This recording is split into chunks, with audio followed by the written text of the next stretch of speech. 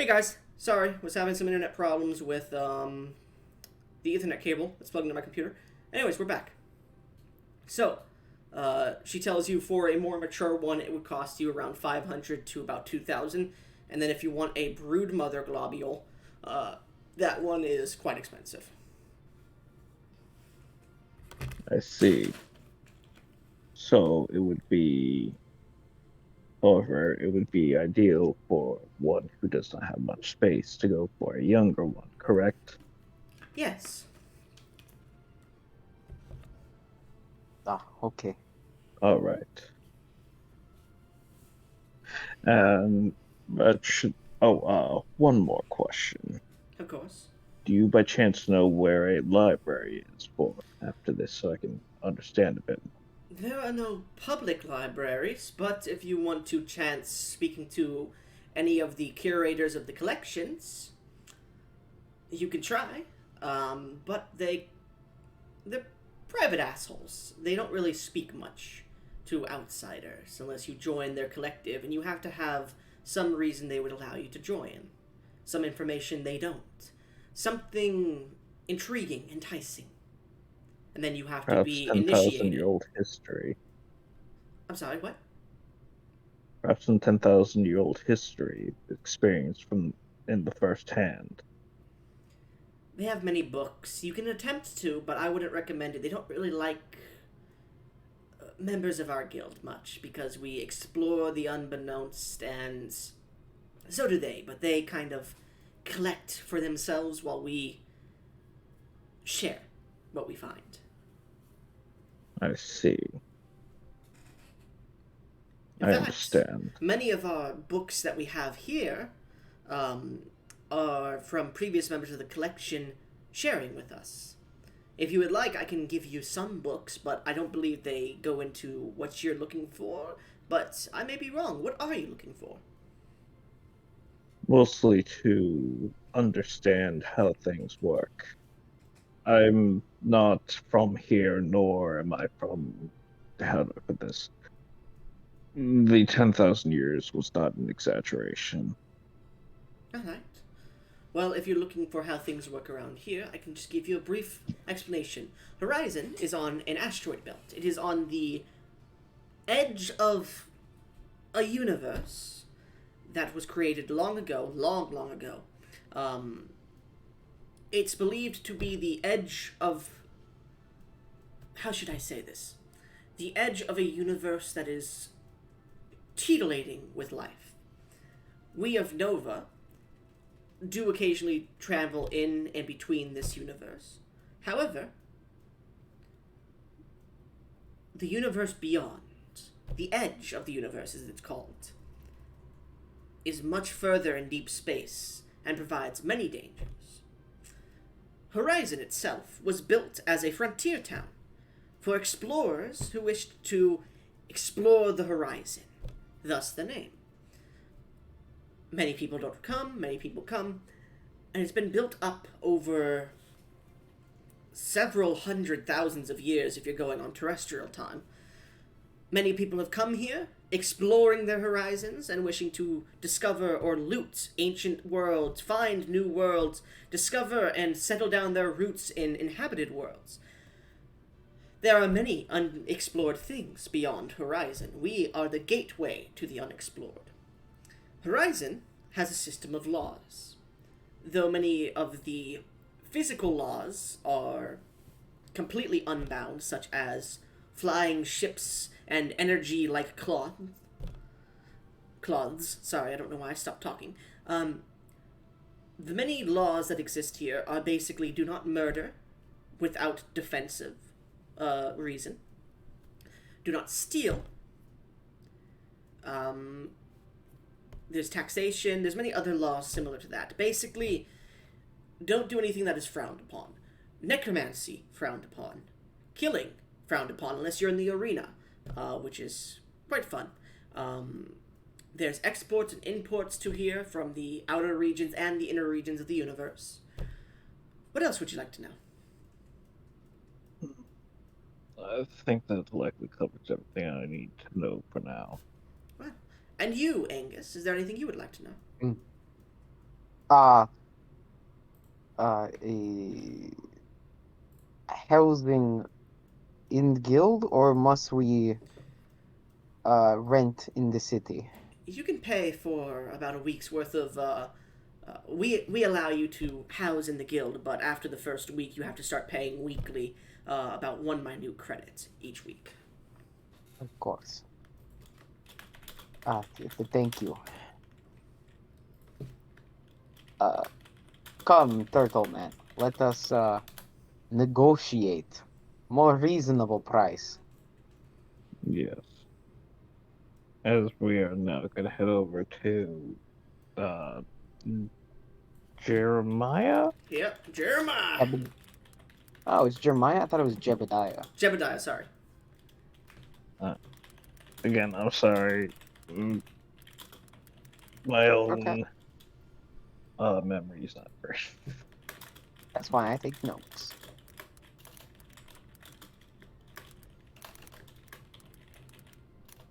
So, as we welcome Jebediah, I believe Jebediah was it, correct? That's right. After some discussion, I believe that certainly a higher price could be negotiated. Of course it can. How Uh, much you looking for? let's. I'm gonna do this fun little thing that I know how to do with negotiating. Go high so that they will get to around where you want faster. Perhaps 2,700 $2,700 each. each? Each. Make me a persuasion check. Now he's rolling to see if it's worth it, by the way. Yeah. And I know I'm high based upon the numbers that were stated. Yeah, she gave you an average, by the way. This guy was trying Yeah, to use you because you're newbies, by the way. yeah. Yeah.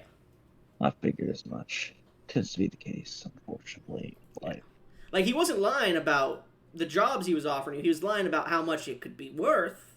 But yeah, he was undershooting you. Yeah, and that's why you told me the information you did, because I wouldn't have known. Yeah. 27 or 27? 28, sorry. 28, sorry. 28. He looks at you and goes, I could do 27.50 if you want. Each. Yep. And that's with the uh globulite, I think it was. The globule. Yes. Correct. Yes, the globule. Yes. Alright. That sounds like a good deal then. Well then, As I he reaches his extend a hand out. Yeah, he reaches his hand out and I, shakes yours. yeah, I shake him with my clawed turtle scaly hand. He goes, Angus's hand will wrap around both of yours. oh, whoa, okay, well. And he, like, takes his bandana he's wearing off and he wipes his hand. Well, I suppose you would like to know the name of your patron here. The name's Jebediah Smith, greatest rancher in all of Horizon, as well as the stars beyond. If you catch any rare, sorry, what? Where have I heard that name? I know I've heard that name before.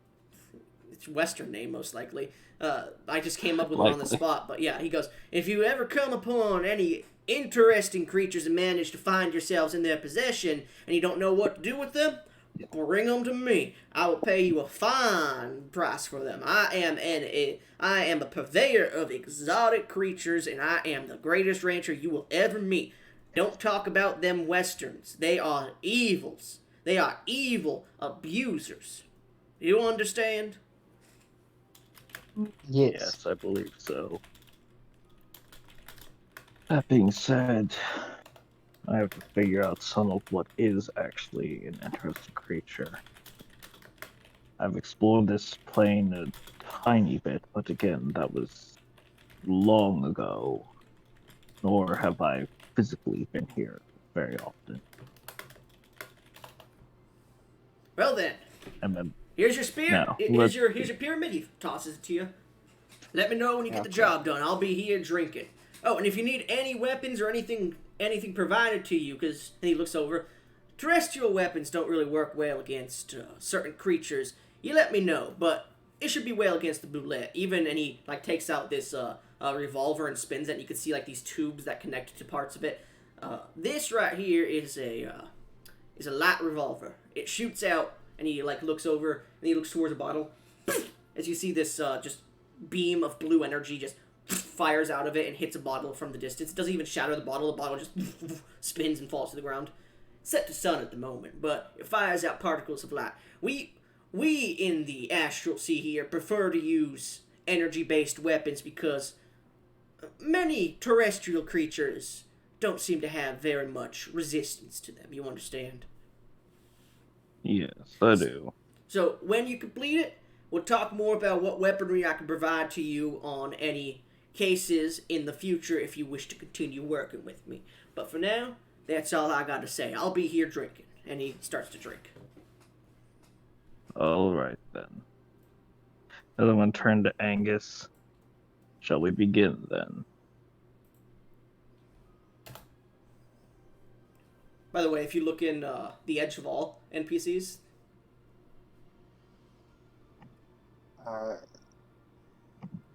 you should be able to see NPC in the Edge of all is where it is. Oh my god, it's fucking Doug Thibodeau, but without the tall hat. Yeah, it is. That's how I made him. I was like, Doug Thibodeau. Looks like Doug and then Mayor something from Family Guy. Mayor Smith? Yeah, I can kind of see that. Almost exactly. No, I was thinking more Mayor West, with Colonel not Sanders. the first one. There's the second one. I was more thinking about with Colonel Sanders, but, you know. Anyways. So, as Jebediah goes to go to his bar that he's standing at and starts to sip, what are you guys doing? Wait, I just realized we don't actually have directions, do we? He said south. But he also said that directions don't work. Yeah. We don't know which way. Wait, do I have anything for that? No, I don't think I have anything for that. I think I only have things for languages. Fuck. I only have things for languages. You can still go south. Well, let's go where... I want to... Try to make Jebediah. Actually, I just realized you said directions don't work here yet. You told us to go south. Directions are weird because the asteroid spins in space. But there are compasses attuned to the cardinal directions, well, these large piles of metal and whatnot that are placed on the edge boundaries of the said asteroid to mark cardinal directions. If you... fuck it. And he just grabs out a small watch he's wearing and he throws it to you. That'll act as a compass for now. It's only attuned to horizon, so don't think it'll work anywhere else. In fact, if you get too close to a different place, it starts going all whirly-turly weird. Unsurprising. And he he opens up like his shirt a little bit and he shows like a bunch of watches he just has hanging there. I have a lot of watches, don't worry. And when I'm wearing an undershirt, I don't got my nipples showing for y'all motherfuckers. I do not need to see it. We will be on our way then, and we shall return with it. As now I'm going to turn back to Aegis again. Alright, now we should be able to go. Yeah. Let us be off. I'm going to start leading the way. Given the amount of ASIs I shoved into my stats, I think I can lead the way. You ever die? Sorry, I'm just trying to get his stuff. Is an elder human. Is a roughly 40. By the way, Chiron, just to see if I actually did shove this many ASIs in, what's your highest stat without magic items? 32. Okay, yeah, I actually shoved that many in. Because there was like 132 and the rest were like below 20, right? I only increased 2 of my stats with the ASIs beyond dexterity. I just kept intelligence, wisdom, and charisma the same. I put most of it into strength and a couple into con. I basically put everything then- into wisdom to the point that I have a And then I 35 chose in it. some feats. Yeah. Alright, just making sure. Yeah. Trying not to fuck myself over too much here, Anyways, onwards. Okay, give me a To second. the astral bullet. Okay.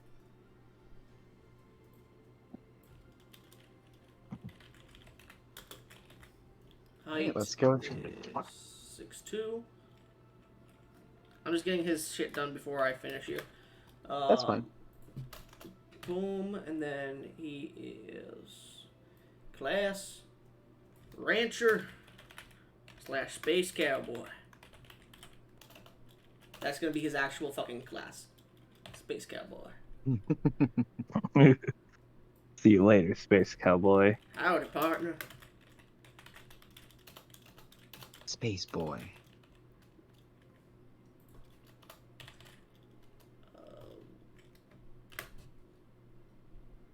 Anyways, there's Jebediah's full shit right there. Oh, wait. Never mind. That wouldn't matter. Anyways, yeah, I'll say this. He looks like he's in his early 40s because he lives in space. His age doesn't really click too fast, so at this point he's been alive quite a while. So, because of light year travel and shit like that. Anyways, so, as you guys begin to travel through the city of Horizon, you see above you ships sailing, and you watch as this large, miles-long, square ship with 2 large jet engines affixed to the side of it, and these beautiful, like, spiraling, almost disco plates underneath it that shine as, like, beacons, begins to fly above you. And you know that scene in Halo where the Infinity comes down onto the planet? It's kind of like that. You're both, like, feeling this energy passing by you. As you see heavy astral winds are flowing through the city. Everyone else is just used to it. Like, you see a few of them are just, like, holding their hands up to get a good, like, to stop it from hitting their face. But they're just walking past it. They're used to this kind of shit. But you guys aren't. And it is magnificent to see. As you look up, you also see the beautiful starscape that just shifts and changes in colors. So, as you guys walk through the town, you're just heading south? Yes. Yeah. Alright. As you head on south, you eventually get to the edge of town, and you see, talking to a few other guardsmen, a few other Githyanki, Gazimir, who's like, yes, unfortunately the 2 died under circumstances. I am putting together a team, 3 individuals. I'm going to need 3 others, for this mission, because we should be able to kill it then. It is a danger. It has eaten one of us. And she turns around and she she says, now go find me 3 others who are willing to sacrifice themselves in case of danger. As she turns around to walk away for a second, pulling out a small clipboard, she looks up. Ah, Angus, and you made a friend. She's saying this in common at this point. Well, actually no, she would say it in telepathic communication to you. She goes, Angus, and she then suddenly says in common, oh, sorry, I didn't realize you had a friend here. Welcome. What are you doing at the edge of town here? Hello, friend. Man, Jebediah, hire Angus and friend to, capture beast. Ah. Well then. What kind of beast are you looking to capture? Astral bullet was what he called it. As you say that, she perks up. Oh, so you're going to fight it again. Great. I actually was bringing a group of people together to go fight it ourselves and kill it because it ate one of our men and has been causing us some problems in the last few weeks. But if you 2 are willing to come out with us and capture it, I'd be willing to help you in that, as long as you allow me and a few others to come join you in this. That'd be fantastic. You seem to put a tad bit of emphasis on capture. Yes, because you guys want to capture it, correct? Yes. Well, that's good to know. So That's what we are being paid for. At the moment, I don't have anybody else. Are you in a hurry? Because if so, I can come with you. But if you wait an hour, I'd say, I'd probably have 2 to 3 other individuals willing to come with us. But time is Hmm. no concern to us, right, friend? I do not believe it is. Well, We then, do not mind waiting an hour. have you ever had astral goulash? I've never been here before. I would love to try food. Of course. So, I she... can't say I have. Go I ahead. can't say I have either, as I just woke up recently. Well then, Well, sit down. And as you both sit and wait for an hour for her forces to come by, she brings you this beautiful goulash of mac and cheese, meats, this soup of meats and vegetables seasoned with some strange kind of tasting, should I say, spices. As you eat it, you notice the meat itself is like a pinkish purple color. The stew like color is almost like the night sky, the stars above you. And as you're eating it, it tastes delicious. Well, I'll say this: who eats it? I do. I might as well. I need you both to make con saves for me. If I'm immune to poison, does that matter? It's not a poison, really. It's more your body isn't used to it. Okay, that's so fair. I have a plus 15 to this roll. I am proficient in it, so. Oh my god. I got a 17. What? I know, with a plus 15, I got a 17. Wasn't a nat 1, thank God. It was a nat Oh my 2. God. That's a 22. I If rolled that fails, terrible. tell me so I can re-roll it. 22 does not fail. 17 does not fail. You're good. It's a fucking... It's a goulash. It tastes good, and Also, you guys... Go ahead. while I'm eating, could that count as meditation by chance? What would meditation do? Just restore the key point I spent. Yeah, sure. It's a short rest. Excellent.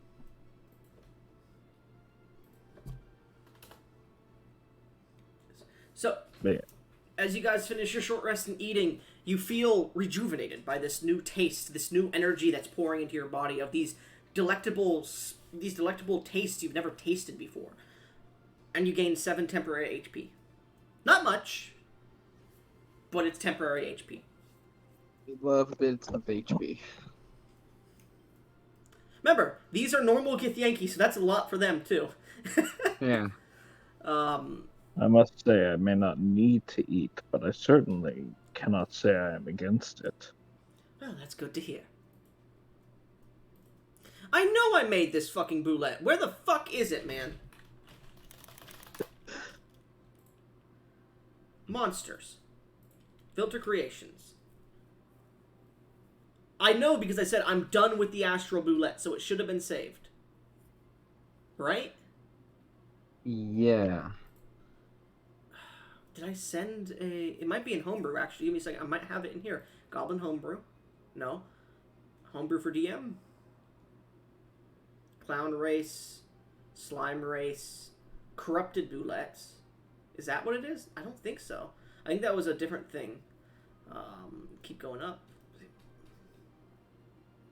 No, that was like a year before I made it. Oh, that sucks, bro. Oh, that fucking sucks. I know I did, too. Ugh. So I'll just go with random stats then, I guess. Unfortunately. I don't really like to do that. Anyways. So. You guys wait, and eventually Gosmir comes to you. I have 3 other individuals looking to prove their might in our corps. So, would you like to leave now, or would you like to do something else before you leave? We can leave now. I'm quite ready. Alright, well, we are going to be taking some of the sun gliders, or the solar gliders, so prepare yourselves. I'm not trusting... She looks at Angus. I'm not trusting you with it again. Angus will be careful. Do I want to know what he did? He threw one into the air and it exploded. Why? No idea. It was going to explode. Anyways, I will drive the big Minotaur. Do you wish to try to drive one, Turtle? Oh, it should be a fun new experience.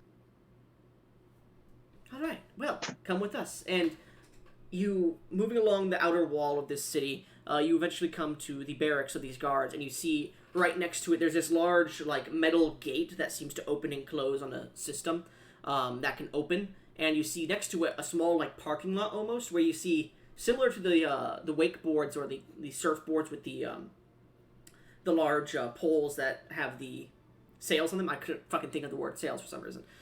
You see they have these like collapsible poles in the middle of them, and you see that they are extended, and you see 3 individuals are getting about 5 of them ready. As you see, they're sitting on the ground, and you see they're slowly touching it and like not carving, but like waving a wand around some of the areas of it, and you see like this sparks of magic coming off of it as they finish it up. You watch as one of them hovers up as a sail of hexagonal orange light just carves out of the top of the pole. It's basically riding a surfboard with a large sail in the middle. As all 5 of them are starting to come up at this point, the 3 guards look over, and they're wearing, think Judge Dredd kind of outfits, but silver, and then the helmet is more so like, it's more spiked in parts of the helmet and whatnot, and it spikes backwards with a visor on the front. They look over towards her. One of them runs up and starts speaking to her in Gith, which you understand, V. He goes, fuck, what are they called? Solar... I said it before, and I can't remember it now because I was looking at something. Solar sails? Yeah, the solar set. The solar sails are ready, ma'am. Whenever you're ready to take... Are these the 2 coming with us? That's none of your business, but yes. Alright. Big man, you're with me. Rest of you, on your boards. And they begin to climb upon their boards. V, as you climb upon your own, you see no controls, no steering wheels here, no magical sigils really to control it. But you do see on the back are 2, like, footrests. Like, grooves in the board. One is a little bit in front of the other. The right foot is in front of the other one. Oh. They're kind of near like the pole, so you get the feeling as you start to climb on, you see the others climbing on. They grab onto the pole in certain places, each of them, and they have their feet what seems to be in the grooves. I will attempt to mimic this, given I know nothing about these things. Make me an Arcana check.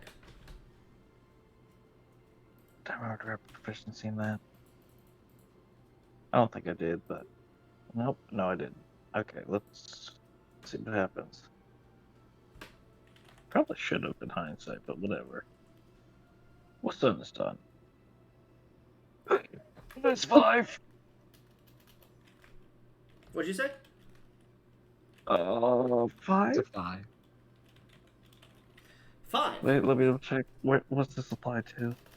Nope, that's saving throw. Fuck.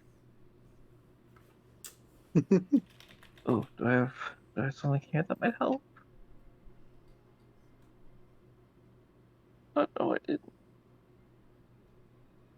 Okay. Oh, no. So as you step on, you mimic them, and you're like, alright, I got this. And then you see the door opens, one of them speaks back to you in Gith. You got this? I have no idea. As you say that, you watch as they, like, twist parts of the collapsible pole that the sail's coming off of, and the astral wind picks the sail up as they go flying, and you're like, let's see this. You twist it, nothing's happening. You put your foot, like, back on the groove a little bit. You go flying outwards. I need you to make me an athletics check to maintain control. Oh, fuck.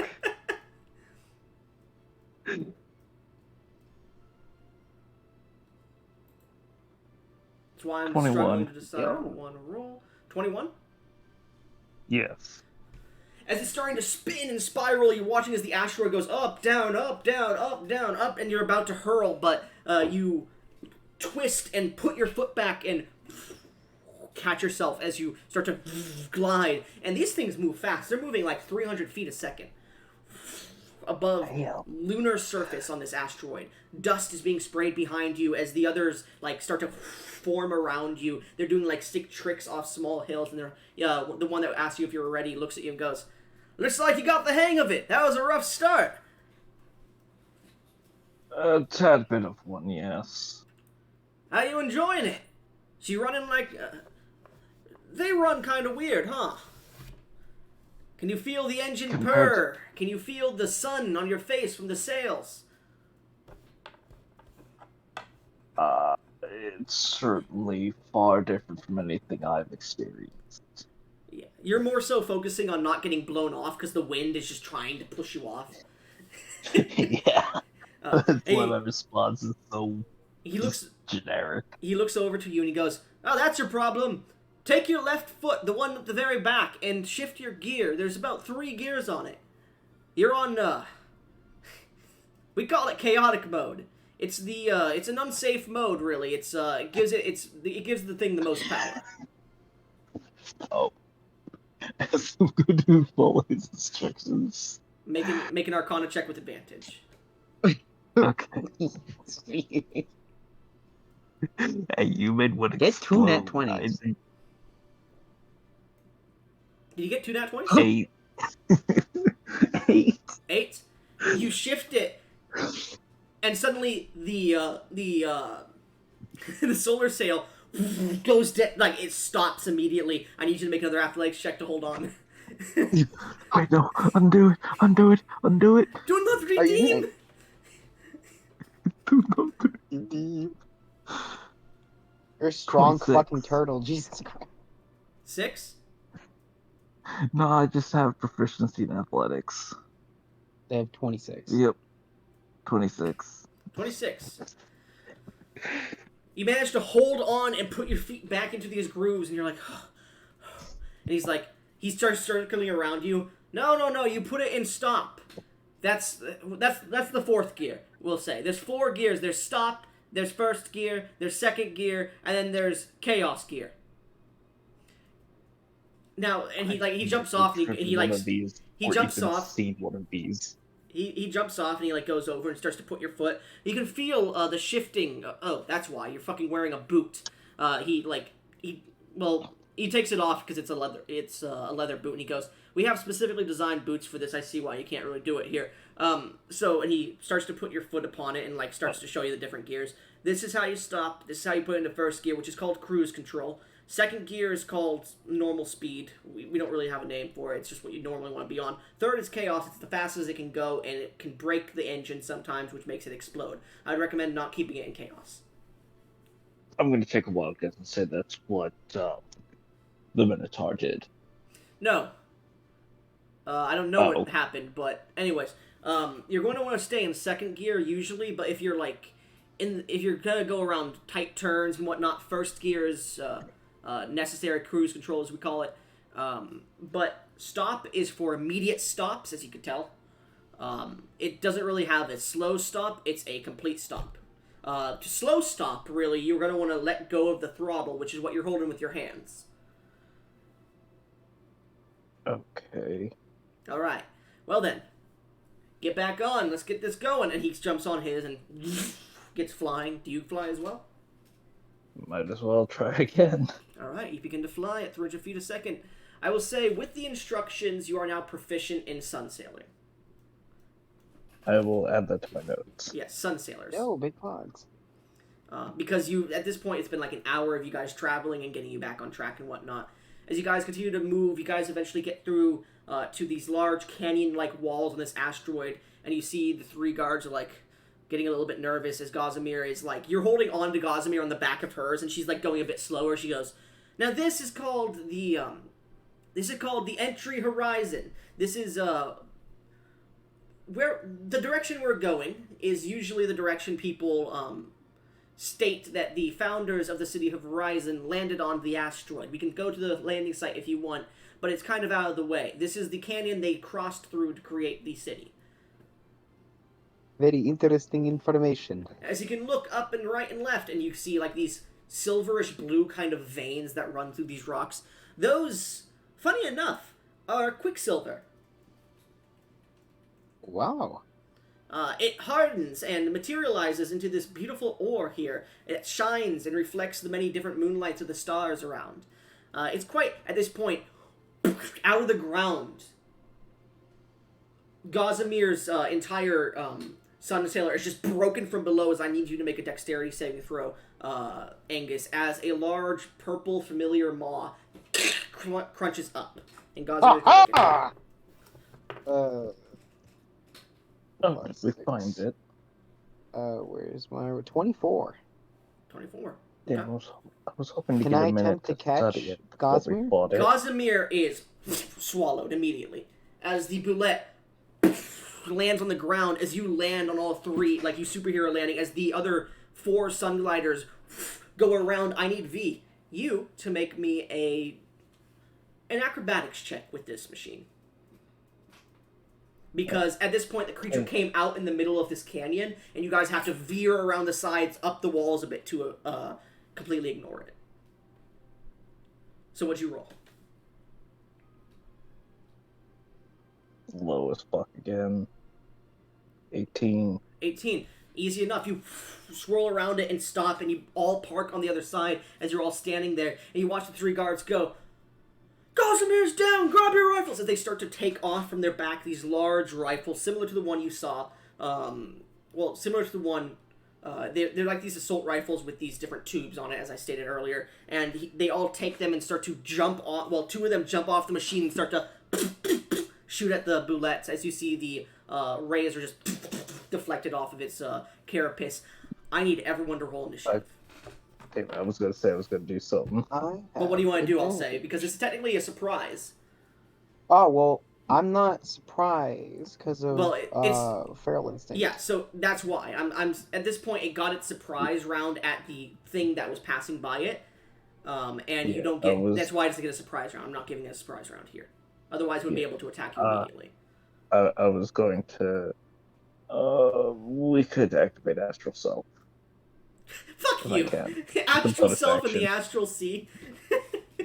Anyways, Oh, that's cool. Anyways, at this point, everyone roll initiative. I have a 23. In chat, it would be... Let's see here. Rolls. 25. Hold on. Is there a map for this, or is this theater? Nope, theater of mind. Alright. Good. It's easier for me that way.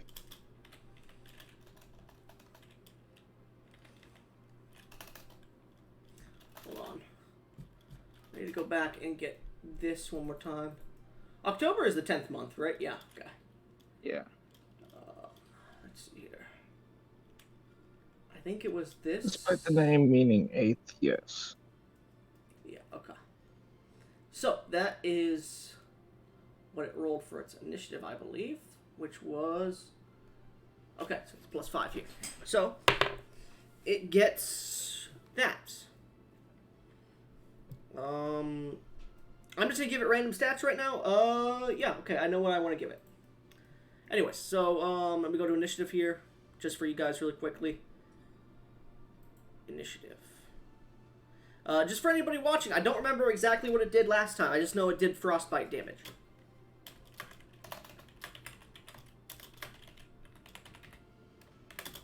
That rolled that. Okay. So, what did y'all roll? V? V rolled a 25, I rolled a 23. Okay. Angus rolled a 23. And then the guards, with disadvantage, rolled a 23 as well. What's your bonus, Angus? +5. Roll again, because they have a +5. Okay. Just Do I roll a still D20, do this just at a D20. advantage? Just a D20. Okay. And why do you... Oh, 18. Because, yeah, 18? Okay, yeah, you go before them. Get Yankee Patrol 23. And then we have Gazamir, who got eaten. She is still alive, but she is going to be slowly digesting, and she will be at initiative 0, because technically she got surprised. Anyways, so V, As this creature leaches up, lands, you see this 30-foot long and about 15-foot tall, wide creature of purple and star-scaped dark blue cerulean body, armor placed upon it. It's a quadrupedal. You know what a boulette is, right? A quadrupedal creature that burrows in the ground. But this is much different. I did look at an image of it when I was grabbing the image to post in your general, yes. Yeah. This is a creature that is much different than what you see. And you look at it, and its eyes are like radiating, burning stars. As you see upon its body, it reflects some of the starlight itself. Around it, its body is cold and freezing. Being like 20, 30 feet away from it, you nearly start to shiver in its presence. What are you doing? How far away from it am I? You're about 30 feet. You're on your solar glider or solar sail at the moment, but like you could jump off it with 5 feet of movement. Oh, yeah, I can still reach it. Wouldn't I get close enough that I'm within? Let me go check my reach here.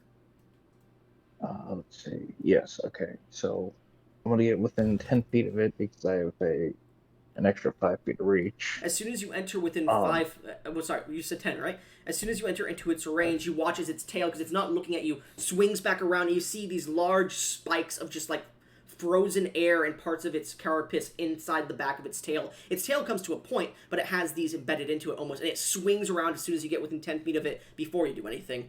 And it is going to make an attack roll at you. Does a 35 hit you? I assume it does. Oh my god. Nope. Nope, it doesn't? What's your AC? 42 right now. Without astral self up?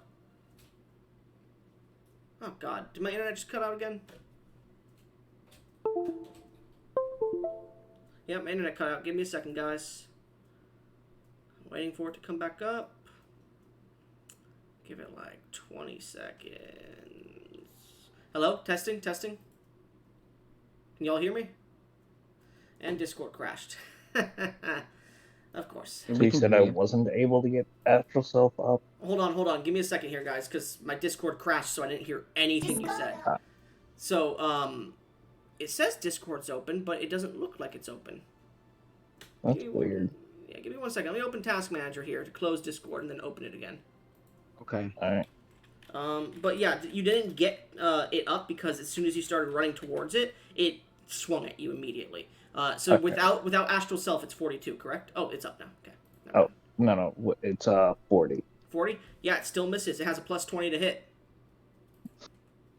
So hey, I built the thing to survive that boss fight you hyped up so much. I'll say it strikes you, but you manage to deflect its body down, and it hits the ground. As it hits the ground, you watch as a heavy amount of rock goes jettisoning into the canyon walls, and you see where it like pulls its tail away from. There's just the entire crater is just frozen there.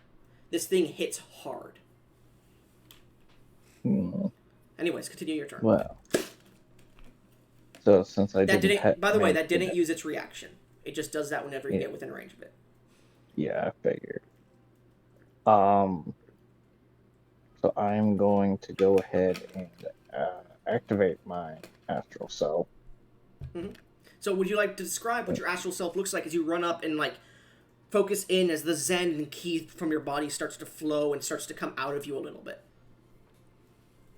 As he activates this, he becomes surrounded with this deep navy blue energy.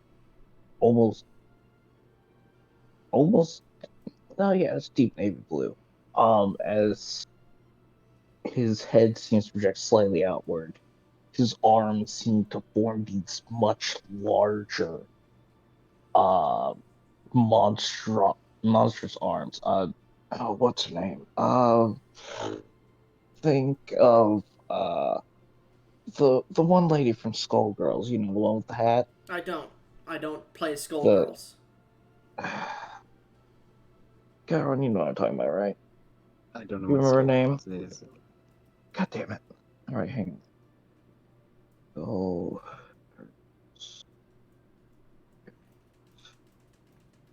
Where is it? Let me just a sec. She can't be that far down. There it is. Cerebella. So, Cerebella. Basically, I'm going to post an image. It's basically like this level of arms except it's basically coming off of where his arms are instead of his head like it is Right. with her. I don't see where you're posting this stuff. I'm posting it. Give me a second. You said you posted something before, so I didn't see that either. There you go. Okay.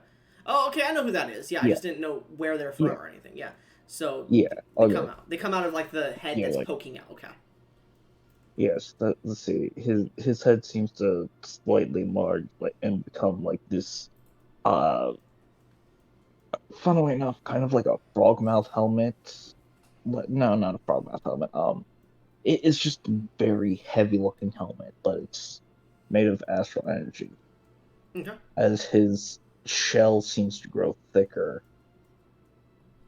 and then it all seems to emit a dimly glowing light as it becomes awakened. I will say this, Basilius, you do recall from the last fight, this creature is resistant to radiant, well, sorry, it's immune to radiant damage, it is resistant to force damage, it is resistant to bludgeoning, piercing, and slashing damage it is immune to bludgeoning, piercing, and slashing damage from non-magical weapons.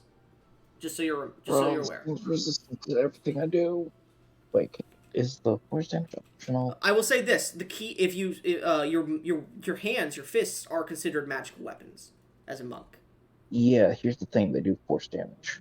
Ooh. No, I mean your actual fists, not your astral self fists. Yeah, he has the Yeah, but probably here's the thing: Oh. pretty much everything about this build relies on those astral self fists.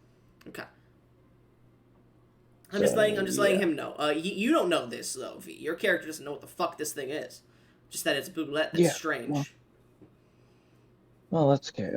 And I misinterpreted how far its range was. It has a 15-foot reach. My bad. With its tail. All good. All good. So let's see. That's my bonus action. So let's go ahead and I'm around its back, so my character wouldn't think to try that. So we're just going to simply attack. All right, you get up and begin to assault it with your fists. I assume, right? Yeah, the astral fists. How many attacks are you making? It's going to be 3, but I'm doing them one at a time for a reason. You'll find out. Sure thing. I've been waiting for so long for you to find out about this. Is it 32 hit? That barely hits, yes. Barely. Okay. 10 plus 1d10. Wait, I want to roll that separately. Motherfucker! Fire damage. You have a fucking 22 to hit. Fuck. Yeah. Okay. I told you, I built everything about this around this. This is basically what I have. Okay, go ahead and roll damage. Yeah, that's what I'm doing. Double checking myself on the damage roll. Yeah, everything looked right. So then that's...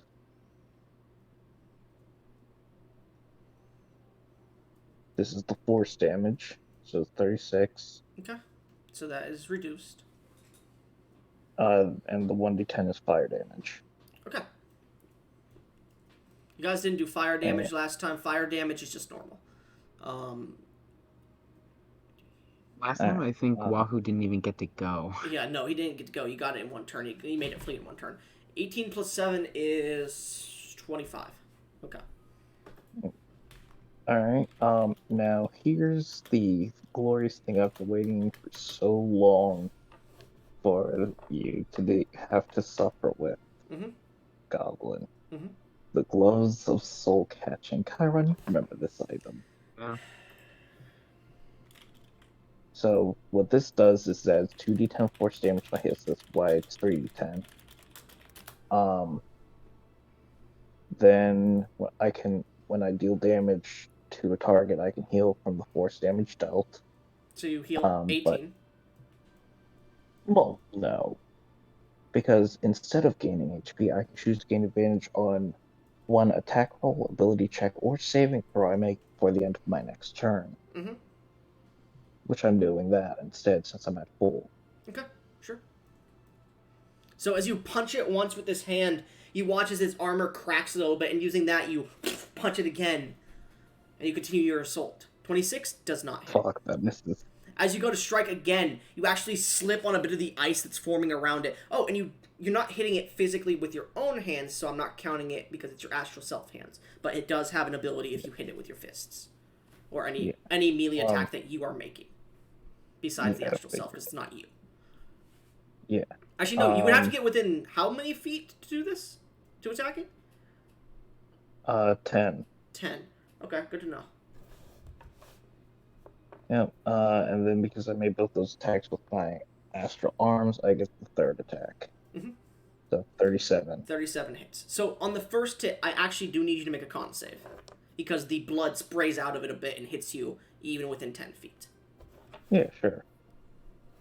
Oh, there's also one more effect of the gloves I forgot to mention. They passively set my constitution to 20 if it's lower than that. Yeah, it's fine. So that's why I have so many stats that are so high, because I just dumped con. Mm-hmm.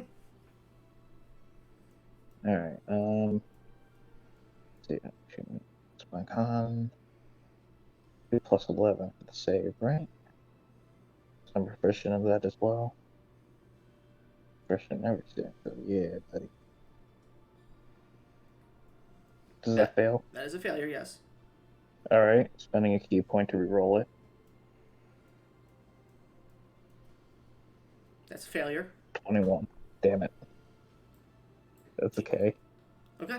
So, as you punch it with one of those arms, its blood sprays onto you, and as it does, you feel frost and ice starting to coat onto you as you suffer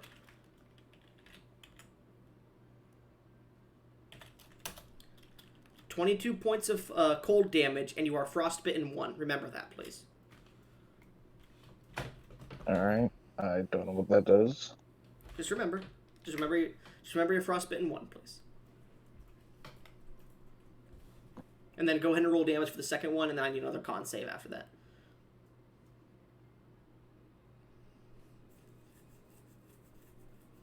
Alright. And then rolling damage. I forgot to use another ability with the astral arms, so that's 4d10.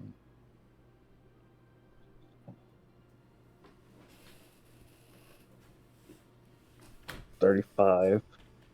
35, okay. Once per turn when I hit a creature, I can add another martial arts die. So that's 35 reduced to 17. And for the con save. Oh, also, for that third strike, I would like it to make a con save. Against what? Against stunning strikes. It is immune to stun. Fuck. Oh, Big at least now I know. Yeah. And I'm not bullshitting you, I specifically remember making it immune to stun because I heard you were playing Monk, and I was like, fuck that shit. Hey, all good. Yeah, that's gonna be another key point. Oh wait, is this another attack roll? No, this is a saving throw, right? No, this is saving throw. Yeah, 16 will still fail. But yeah. Okay. So that is. I forgot to do myself. So I forgot to use my advantage on it. That's okay. Well, you only give it to yourself for 1. You don't do it for the entire turn. So you could do it. No, but I did hit it again. Yeah. That's why I have that stored advantage. We'll say that's your now. advantage, so if you want to roll a third time, you can. Sure. Spend that key point, baby. So I'm guessing you're taking the 16, right? Actually, no, because it says re-roll, so I think you have to take that next roll. Let me double right? check. I'm double checking. I'm really hoping it's not. Oh, I have to take the second result. Can you spend another key point? Oh, no. No, I can't.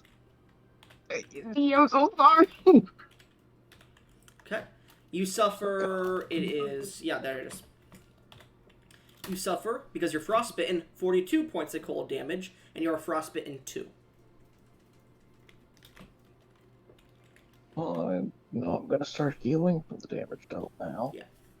I will say this, frostbitten from this creature, if you take damage from the first attack, even if it's halved because you succeeded, you take 5d6, and then if you get frostbitten 1, it jumps to 10d6, then 15, then 20.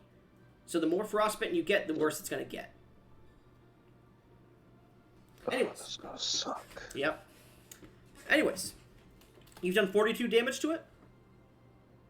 Yeah, I think. Yeah, in total you've done 42, I believe.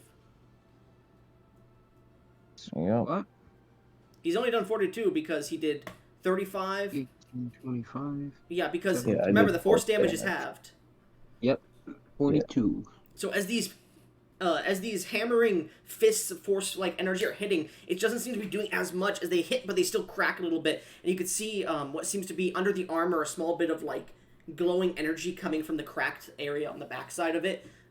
Unfortunately, it's not enough to reveal any weak points on it, but you get the feeling if you deal enough damage in one turn, it will reveal a weak point to the creature. Well, if you deal enough damage to this point, it'll reveal a weak point to the creature. Unfortunately... Oh, damn it, I forgot. I can use my reaction to reduce elemental damage. Fuck. I will say, because we've already done it, I'm going to say no. Yeah, no, all good. Yeah. All good. Anyways, does that end your turn? I'll just remember it next time. Yes, that does end my turn. As you punch at this creature 3 times, did you want to use key points to use Flurry of Blows? I already used my bonus action to activate the Astral Self. Oh yeah, that's right. Okay, my bad.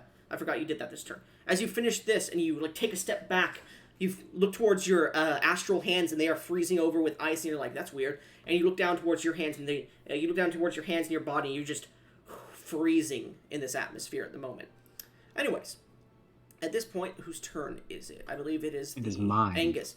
You watch as your friend, you're 10 feet in front of this creature, and you see the creature buckle forward twice, but it is staring at you. This creature recognizes you. I'm gonna grin with I'm gonna be excited. You see a large... Yeah, you see a large scar that seems to have healed at this point across its underside, and it... I'll roar back at it as I enter a rage. I will say, as you enter a rage, it roars at you, and you can see just in the very bottom of its jaw a single Githyanki hand that's just trying to claw out of the mouth, but it's being pulled down the throat of this creature. Okay, so if I attack it, will its mouth still be open to try and grab her? Who knows? It roared and then closed its mouth a little bit. Her fingers are, sticking out. Alright, I'm 10 feet in front of it. It's looking directly at me. I want to try... And... At the beginning of your turn, I need you to make a wisdom saving throw after you rage, I'll say. Because as this thing is staring at you, it is much larger than you, and it has a ferocity that you have seen in many creatures, many that have wounded you in the past. It is not hunting for... re-rolling that Indomitable. That's fine. It is not hunting for sport, it's not hunting for food, it's hunting for revenge. It is here We're doing to that kill you. again. You get the feeling this thing is here to kill you. Okay, 21. 21? I have one more left. That is a failure if you want to re-roll. I only have one left, but I assume a 6 or 9 would be critical failure. I will still take the 21. 21, okay. As it stares at you, you feel the revenge in its face, and you know that it is coming for you. It's about 10 feet from you, and you are frightened of it. I can't attack it, then? You can't move towards it. You're 10 feet away. You take a step back, and your rage is managing to make you not flee, but you are frightened of this creature. It is staring bullets at you at the moment. God fucking damn it.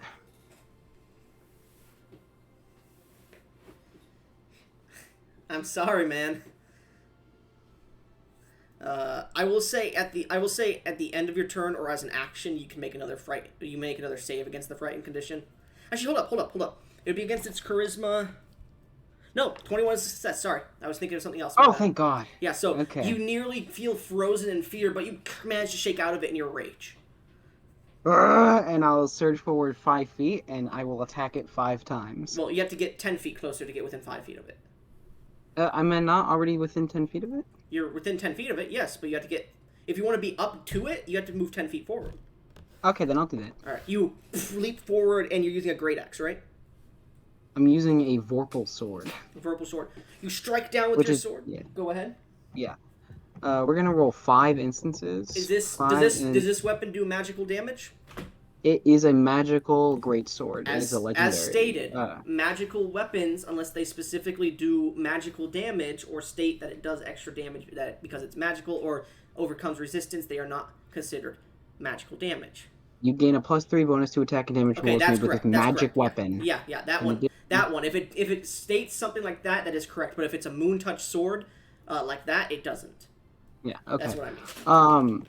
I don't know if this matters, but this sword also ignores resistance to slashing damage. Yeah, go ahead. All Well, right. sorry. It's not resistance, it's immunity. Hold on. Yeah. Got another knock at my door.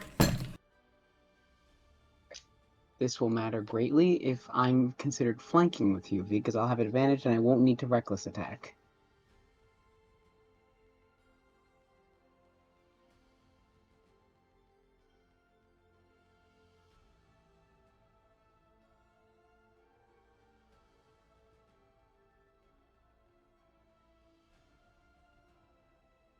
Did I miss something?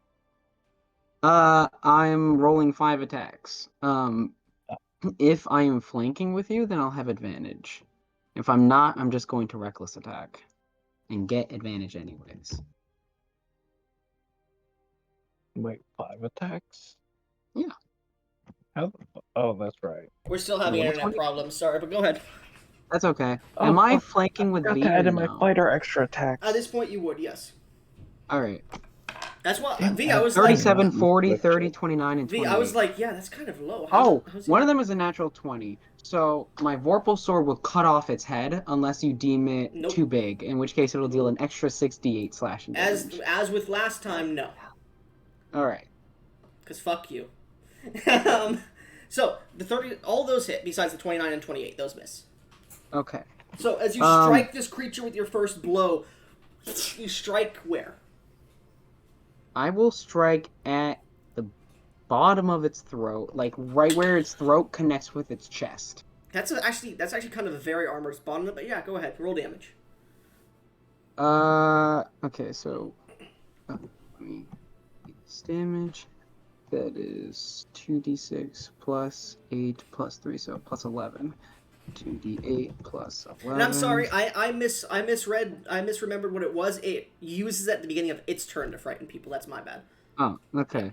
I have the Great Weapon Fighting, so on a 1 or 2, I can reroll the damage die. So for that 1 d8, so that is instead 22. Okay. I'll roll my con save. Okay. D20 plus 15. 34. Okay. What's that for? The con save? Oh yeah, against hitting it one time. That's right. 34. You succeed. You still take the damage, but you only take half of this. So you would suffer 15 points of cold damage. And you're not bear totem, right? I am bear totem. 15 reduced to 7, reduced to 3. Okay, so I'm at there. And okay. You're not frostbitten from that one. All right. I will now roll my critical hit, because that's the next one in the turn order. So that's an extra 68. Mm-hmm. So we'll do 8d8 plus 11. We'll re-roll 4 what of the those. Fuck? Oh, that's nat 20, that's why? Yeah. You got a bunch of shit to it? Fuck you. It also has disadvantage on attack rolls because of my slasher feat. Okay. I'm gonna re-roll 4 of those d8s. Okay. I have to take these. Okay, so 6 increased to 22 would mean that is 16 extra damage. That is 52. No, 54, sorry. 54 damage. 54, so... and then double to 108. Okay, give me 1 second here. Copy, paste. 108, you said? Yeah. Oh, wait, this is 10 above its AC. Do I quadruple damage? What do you mean it's 10 above its AC? Oh, yeah, you would. Well, so, 108 doubled again would be 216? Yeah. 100. Alright, so, you slash across his neck, and as it's stuck in there, you pull it. As you pull, you watch as blood spurts out as you do suffer. And I need to make that con save again. Oh, I didn't mean to do 145. Reroll. With disadvantage this time. Oh, shit! No, I'm joking. Oh, that's a failure. We'll use our last use of Indomitable. Sure. Nat 20. You take no damage. As you strike through it, the blood hits you, but your seething rage of hatred towards this creature stops you from feeling it at all. And as you look up towards its neck, getting ready to plunge your sword deeper, you see what seems to be this glowing, pulsing and dimming point within its neck. A weak point of sorts. And then, can I make sure this is non-lethal because I'm attacking with a melee weapon? Why do you want it to be non-lethal? Well, I want to rescue the Gith and then capture it with the pyramid. Sure.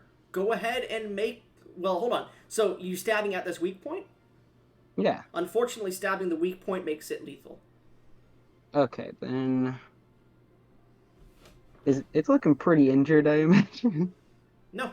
Well, it has these large breaks to it, sure, and these weak points that are revealed. Out of character, I'm using a kind of similar system to Ryoko's right now, where it doesn't really have... It has a threshold for how much damage it can take before it starts to act differently, but if you want to kill it, it has weak points that you have to destroy. Okay.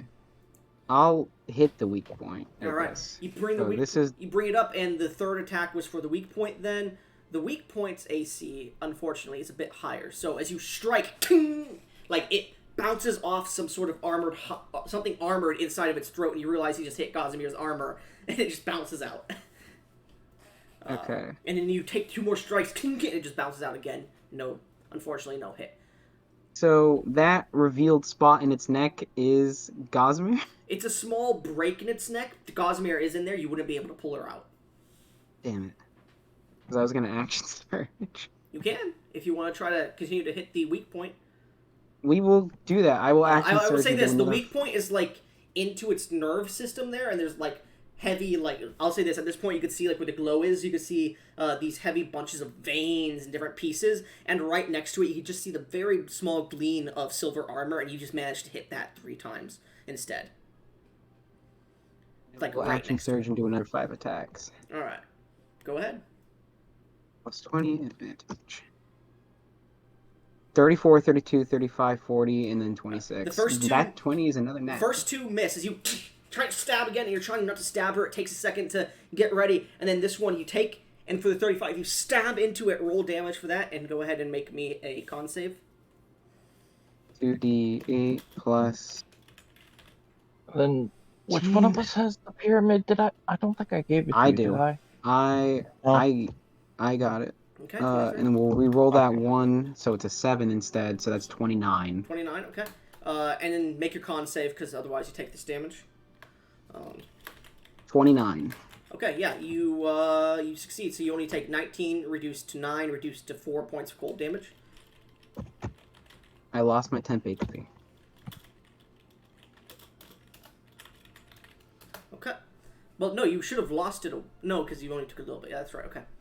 As you feel this cold energy hitting you, that goulash you ate earlier is warming you from inside, and it's nothing.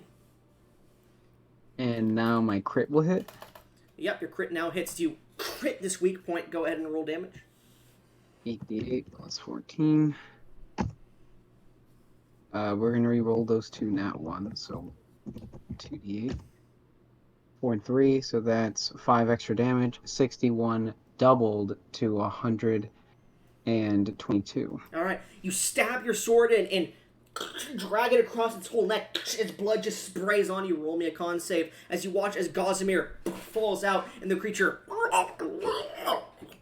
starts to back up a little bit, its tail swinging around. Immediately, I need a dexterity saving throw from you, V, as its tail swings at you. I have a 31 con save. Okay, you're fine. Well, actually, let me roll.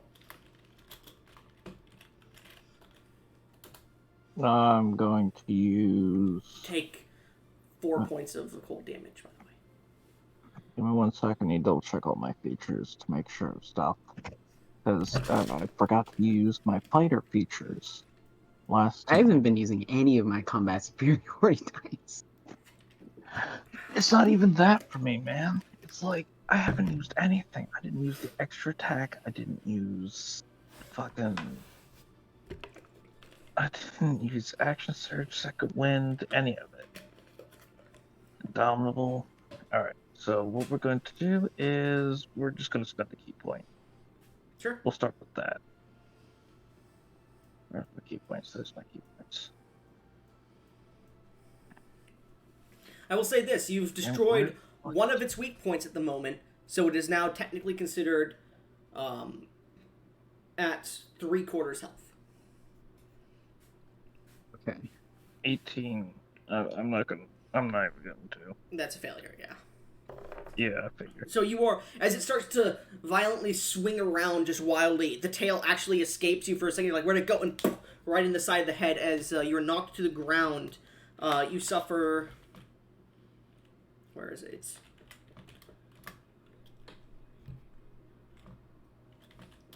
You suffer 36 bludgeoning damage. And an additional 18 cold damage. Just for future reference, is that magical? It is considered magical, yes. Okay. And also, I need a Constitution saving throw from you too. God damn it! As you're hit to the I ground. may be pushing all saving throws, but Jesus Christ! Mm-hmm. Oh damn it! I should have used wisdom. Damn it! Another one of my features. My man, you spent 5 days coming up with this creature, and then you forgot all of its feet. It's been so long. I'm just fucking with you. I'm just fucking with you. Don't worry. Don't worry. Dirty 20. That's a failure if you want to roll again.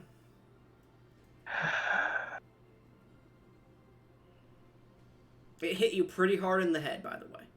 22? Failure. Fuck it, indomitable. Okay.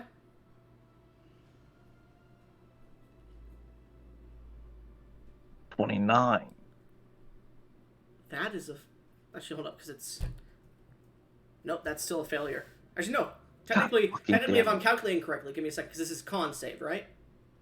Yeah. Yeah, that's what you said. Then it's not based on strength, it's based on... No, it would be based on strength. That is a success, sorry. 28 would be the DC for that one.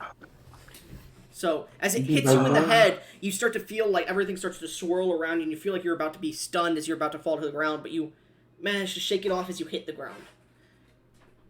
As you're now prone on the ground. Does that end your turn yet, big man? Does I don't know if you roll action surge differently. Do I get an extra bonus action, or is it just the you do? Okay. So you take a swing and cut it, and then you try to stab it again, but your sword just deflects off its body at that point. All right. I do actually need you to make. Actually, no, because you only attack one. Sorry, go ahead. Throw the pyramid. Can I use my bonus action to get Gosmere out of its range? You would need to use your movement, and if you're carrying her, it's half your speed. Okay. What I wanted to do was like grab her and then throw her with my bonus action towards the. Unfortunately, that's more of an action. Yeah, that's more of an action. Yeah. You can see like she's covered in this like purple acid that's starting to dissolve her armor immediately. Like as she gets out, she's. I'll grab her and put her behind me and like be in front of her to give her cover. That would use 15 feet of movement. That's 25 in total used. Yes, that's fine. I have 30 feet. How far away is he from me? He is 30 feet from you. This creature's big. Chiron, in your head, kind of in your head, it's more so only you can hear it. You're gonna hear Alvin try to say, use the pyramid. Now? Worth a shot. It's worth a shot. We have 3 uses. Does using the pyramid, can I use a bonus action to use it? I will say this, the DC for the pyramid no, it's an action to throw. The DC for the pyramid is still 16. Because it's not you at said half health or below. Hold on. Oh, I thought that was no, it was half health is 20. 24 is if it's at a quarter or below, yeah. And at the moment, you've only destroyed one of its weak points, so it's at 3/4. Okay, never mind. I thought I was wrong. All right. Don't worry about it. End of your turn, legendary action. It is going to immediately rear up and look down at you, Basilius, Angus. And as it does, you see its jaw opens, and you can see the glow start from inside of its throat, and like the energy of a bursting star, this ray just comes at you and Gosmere, who's behind you. I need a Constitution saving throw. Oh, that's pretty high. 20. 20. Probably doesn't succeed. Unfortunately, that does not. Actually, hold up. 20. Let me do the calculations here. No. Neither does Gazimir, but you guys rolled pretty fucking high. She's gonna use Indomitable, actually. No. So. You both suffer. It's gonna put all of it into this.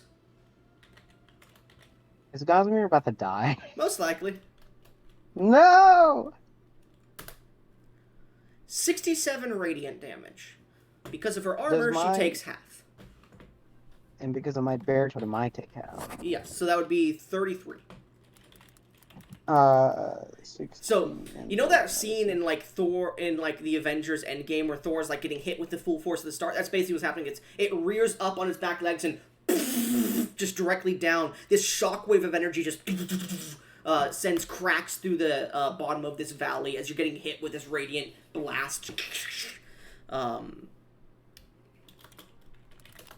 But yeah. Shit. Is Gosmere down? Let me check. I need to see how much health they have. Because I didn't have it up.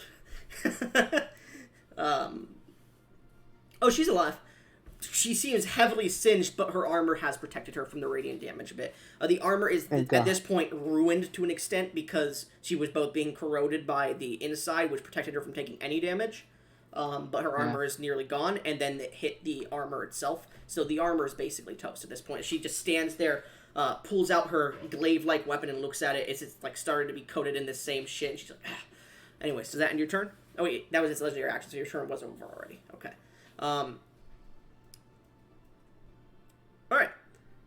I believe that is the other creature's turns now, right? Yeah, it's the squad. Yeah, the squad.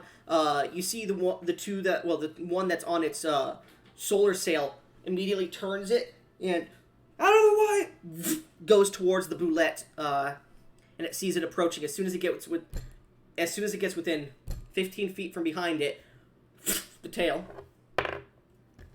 Yep. This is disadvantage because of slasher. Yeah. Oh, you're right. Still hits. Unfortunately. Okay. 25 was the DC for the sail. It hit with the 26. Damn. As the tail hits the solar sail, and it actually hits the guy on top of it, you hear the sound of shattering bone as the sail and him are flung into the side of the canyon wall, and all you guys see is a right next to you. I need everyone to make dexterity saving throws, please. Including the blue. It's going to use the legendary resistance to succeed. Oh, I got a 14. Sorry, it's going to use a legendary resistance to critically succeed. Sorry, my bad. She fails. They fail. Okay. So. I fail. V, what'd you roll? What am I rolling? I said Dexterity saving Dex, throw. and you're at disadvantage because you're prone.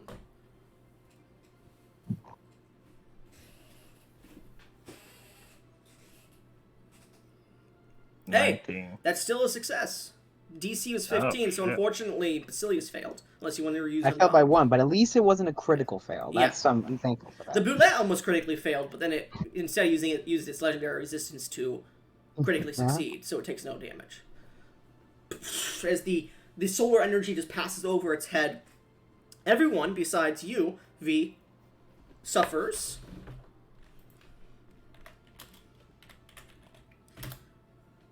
18 points of fire damage.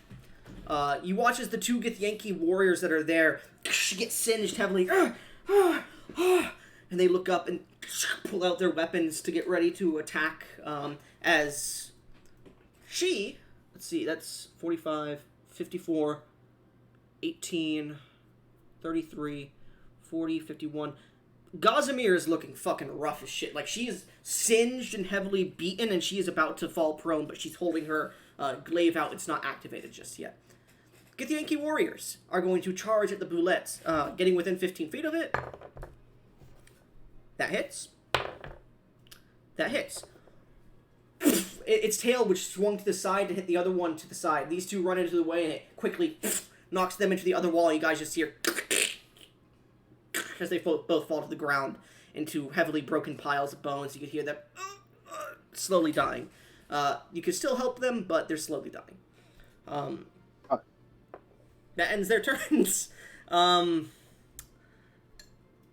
Boulette's going to use a legendary action. It looks as it falls back down to the ground, and it's going to immediately try to snap you up, Angus, as it tries to snap its jaws around you. It has disadvantage still. That would have been a 38. Fuck. Okay. 33? That will hit. It snaps onto you. I need you to make an athletics check, please. Ooh, I'm good at those. Please don't have just fucked myself over with this. 27, respectable. 27. It snaps you, pulls you up, and swallows you into its throat. You pass by the wound, and you land in its stomach, where you feel the fiery surface of the fucking sun burning into you. If you start your turn here, you're gonna be fucking... Failed. God damn.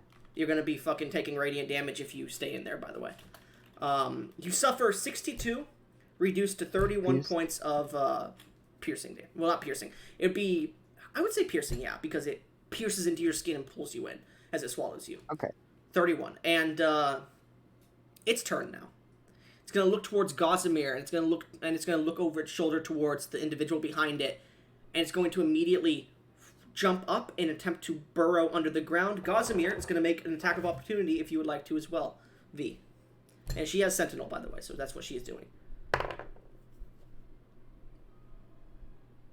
That's a critical hit for her. Okay. Let's go! So, you watch her slice down, and it just slices into one of its legs as it stops moving immediately. You don't even get your attack of opportunity, V, because you sentineled it. Fuck. Anyways. At this point, creature's going to now then end its turn, because it can't fucking move. Actually, no, it has 2 claw attacks. It's going to... It can reach her. Yeah, it can reach her. Okay, yeah, she's only 10 feet away. It's going to use its claws. Disadvantage. Yeah, I know. Misses her. Actually, no, her armor's broken, so it does hit her. 1 slash sends her flying back 10 feet. She lands on the ground, bleeding out. It turns around immediately to you, V, as you're on the ground, and makes a strike at you. Disadvantage, advantage, because you're prone, so normal's out. 28? Miss. It goes to slam its claw down at you, and you manage to roll out of the way. Ending its turn. At this point, Gossamer rolls a death save. Success. Start of the turn order. V. The explosion has caused you to, like, get back to your senses as you, I assume, stand up, correct? Yes. You stand up, and you see this creature's now staring down at you. You could see your Minotaur's friends, like Vorpal Sword is being swallowed like the last noodle in a top ramen. You could see Gossamer is dying on the side. The 2 Githyanki soldiers are dying on the side. The ship has exploded on your left side. You have the 3 behind you still, and this creature is looking to flee. What are you doing? Looking to flee, and there's not... I have to get him out of there before his turn. Yep. Because he needs to throw the damn pyramid. Now that's an interesting point. What happens if he hits the creature with the pyramid while inside of it? No idea. By the way, for you, Basilius, just for a point of view here, you are in, like, what seems like a liquid, but it seems like you're in outer space with, like, a swirling vortex of a galaxy that seems to just be bearing into your skin. So am I not blinded? You are, but you also can see. You're You're restrained, but you're also free. Oh.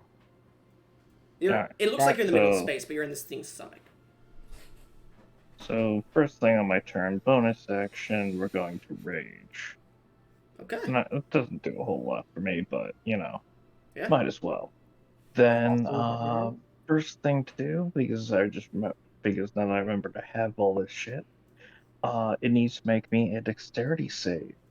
Why so? Ember of the Fire Giant. I made this before you banned all this shit. Okay, what's that do? I just need to know. Oh, it's that thing that you used. Okay, yeah, never mind. Dexterity, Yeah. natural 20, so it succeeds and takes no damage.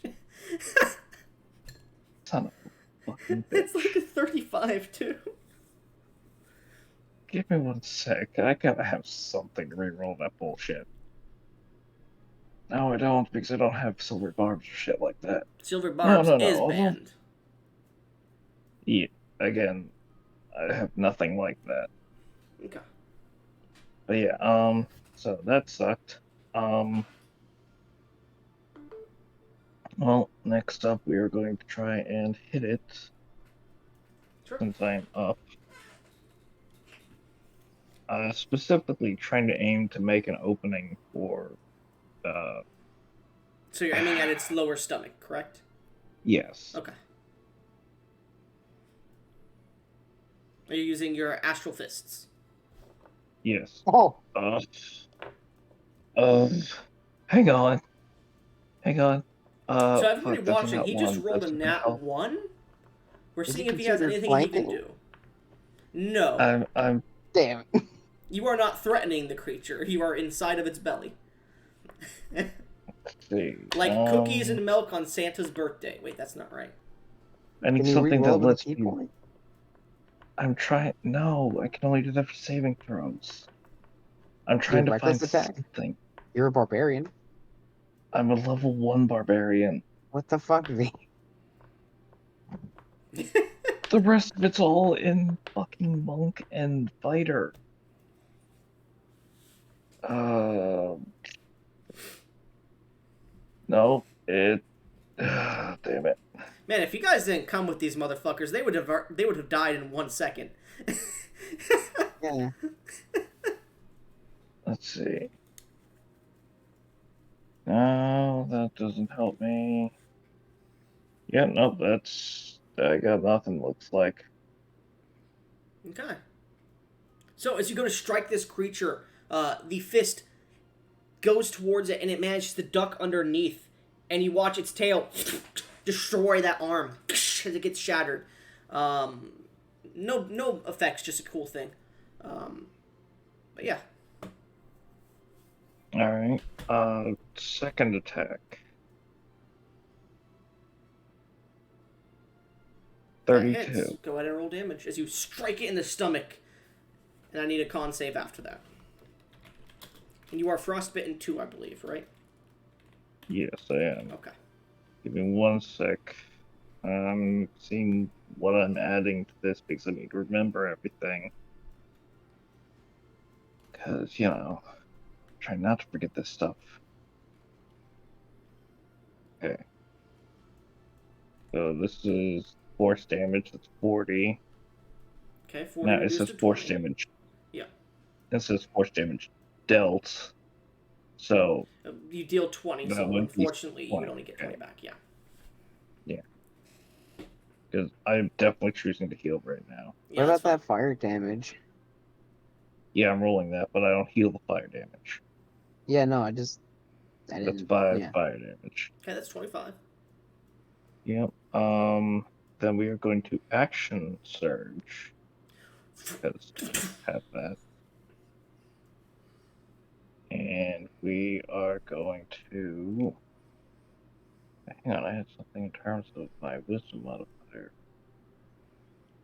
See something. Where is that? Man, this guy came back for revenge and he might just get it. Possible. I go before it, so I might be able to get myself out of there. Maybe. Maybe, who knows? Yeah, I'm trying. I'm trying to open a hole for you.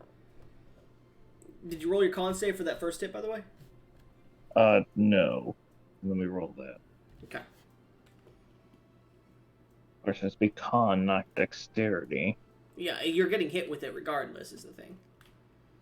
Yeah, I know. Let's see, so it's 11. 24. It's a failure.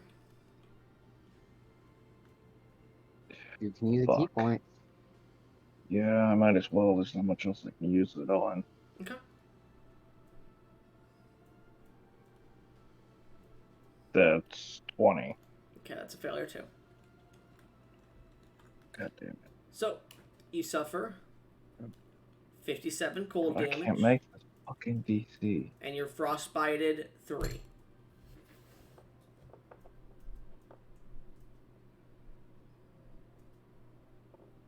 can't make this damn DC. What else do I have that I can use?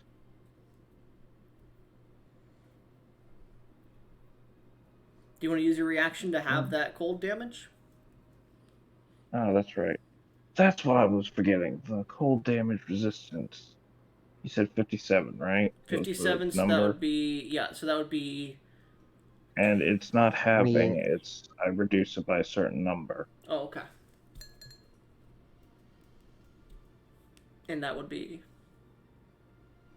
19. 1d10 plus my wisdom modifier. 47, 38 points of cold damage instead.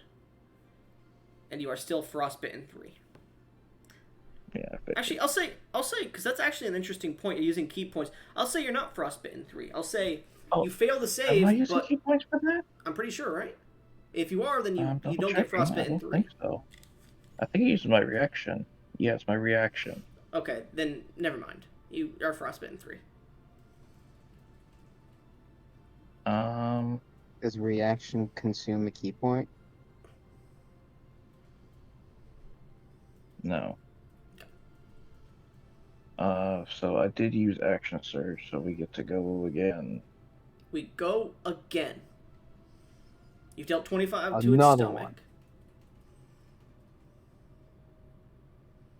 It's That's I'm not gonna hit. thinking. Yeah, I'm thinking. I'm going to I'm not use saying a what- superiority die. Okay. What kind of ability are you using? I am using precision attack, Okay. You're about to which will punch raise it. that up to a 33. You're about to punch it, and the fist is about to go long because it's seeming to dodge out of the way, and it, almost like Luffy Gear 5, just comes back and bounces into its stomach again. Go ahead and roll damage, and then make a con save. Yeah, let me double check. I have 5 superiority dice, so I need to. No, 10, I have 4. I will say, just to be nice, that reaction lasts for the entire turn here, just because I'm gonna be nice here. Oh, so that so You can roll a all of d10 them and a will 12 be again reduced after. Yeah, if you fail the con save, you can roll it. Okay. And then this is for the con save. That's 24. I'm not going to bother trying. I Okay. can't make that damn DC. Let's go ahead and roll a d10 plus 12.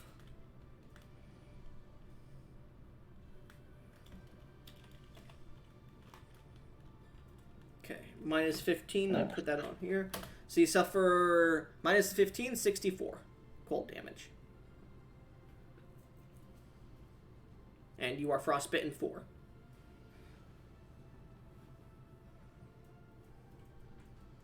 Yeah, I don't think I'm coming out of this alive. I might just fucking die here. You're getting frozen heavily as its blood keeps spraying on you. And how much damage do you deal to it? Sorry? Yeah, that's what I need to roll next. Okay. You have 25 damage to it in total so far, to its stomach in one turn. 33. 16. So reduced to 16. That's 41. And I'm then gonna heal fire back. damage. And then fire damage. Nope. The fire damage is once per turn. Okay. And I've used that twice now, so I need to remember that. And if you have action surge, I allow bonus actions to be used with it, remember? Yep. I'm going to utilize a bonus action for something. I'm not sure which yet. Second Basilius, wind. if you remember, the Yeah, reason second why wind. I'm saying these are Githyanki is because the last ones that came out with the captain were Githzerai. She was specifically waiting for some other warriors to come with her. Just so you're aware. Could these be the same gift from the Fafnir invasion? They're wearing different armor. They are. I know. I was just That's being a goof. 34 to hit That hits. for Go ahead the and second attack. roll damage, then we'll do your con save. 32 16. reduced to 16. Okay. With each punch, you can see that it's starting to break the stomach a little bit. The shaled like rock kind of hide and armor there is starting to crack a bit. You can start to see a glow there, but at this point, it's not enough to reveal the weak point at the moment without being disadvantaged, unless you want to attack it. That's probably a crit fail, so I'm going to use a key point for that at least. Okay. At 20. 15. 15. Okay. That would technically be a crit fail, too. That's 10 under. Yeah. Well, I can't do shit about that. Okay. You still have the magical No. resistance for a moment. Let's go ahead and roll the d10 plus whatever it is, 12. Yeah. How much health are you at? Enough that I'm probably going to be done for after I'm done all my attacks. Did you roll your second wind? Not yet. I'm doing that next. We'll see, because this is 166 minus 16, 156, 150. Cold damage. And you are frostbitten 5. At this point, your body is just covered in this frost, and you feel it chilling you to the soul. Yeah, I'm basically fucked if I keep hitting this thing, man. Unfortunately. Unfortunately, we'll now pick it a goes win. to 50 d6. At 5, it goes to 50 d6. Yeah, I might as well consider myself dead. Yeah. Doesn't matter. You're, like, you haven't punched this thing physically, but your entire body is starting to freeze over, and you're like... And you're going to use the second wind to get 17 back. Okay. So you've dealt Not that 57. it fucking matters. Alright. So as you've punched, you see this small little area in its stomach where its weak point is starting to be revealed, and if you wanted to attack that, it would be at disadvantage. Does that end your turn? Nope. That was only 2 attacks on the extra action. Okay. So this turtle is just... The Freezing. third extra attack, 35. That hits. Are you targeting it, or are you targeting the weak point? I'm just continuing to target the same spot in hopes of getting Angus out. Okay. I don't want you to kill yourself trying to get me out. What else do you think I can do? 15. 30, reduced to 15. Okay. Go ahead and make a con save. Yeah, which I'll fail. Let's roll an Don't say 20. that. Get in that 20 right now. It's a fail, but Just it's not a crit roll. fail. Try again anyways, I might as well. I'm gonna die anyways. Still a Eh. fail. This bot is Yeah. fucking you over. I'll say re-roll those two with the other dice bot, please.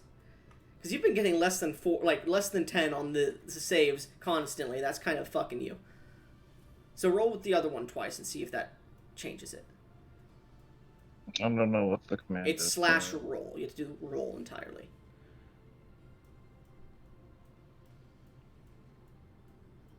See, people watching, I'm not too much of a dick of a DM. Okay. I have 3. It's still a failure, but roll again, because you had rolled twice. I really can't succeed, probably. No, you can. It's DC Well, 25. yeah. You've been getting really fucking close every time. Well, except for the last few times. Except for every fucking time. Well, there's twice Right. when you got 24. Alright, I'll say Yeah, you keep the so- 23 so you don't critically fail. But you do suffer 182 cold damage minus whatever you roll. Doesn't matter, I can't roll high enough. Well, you might I'm not done.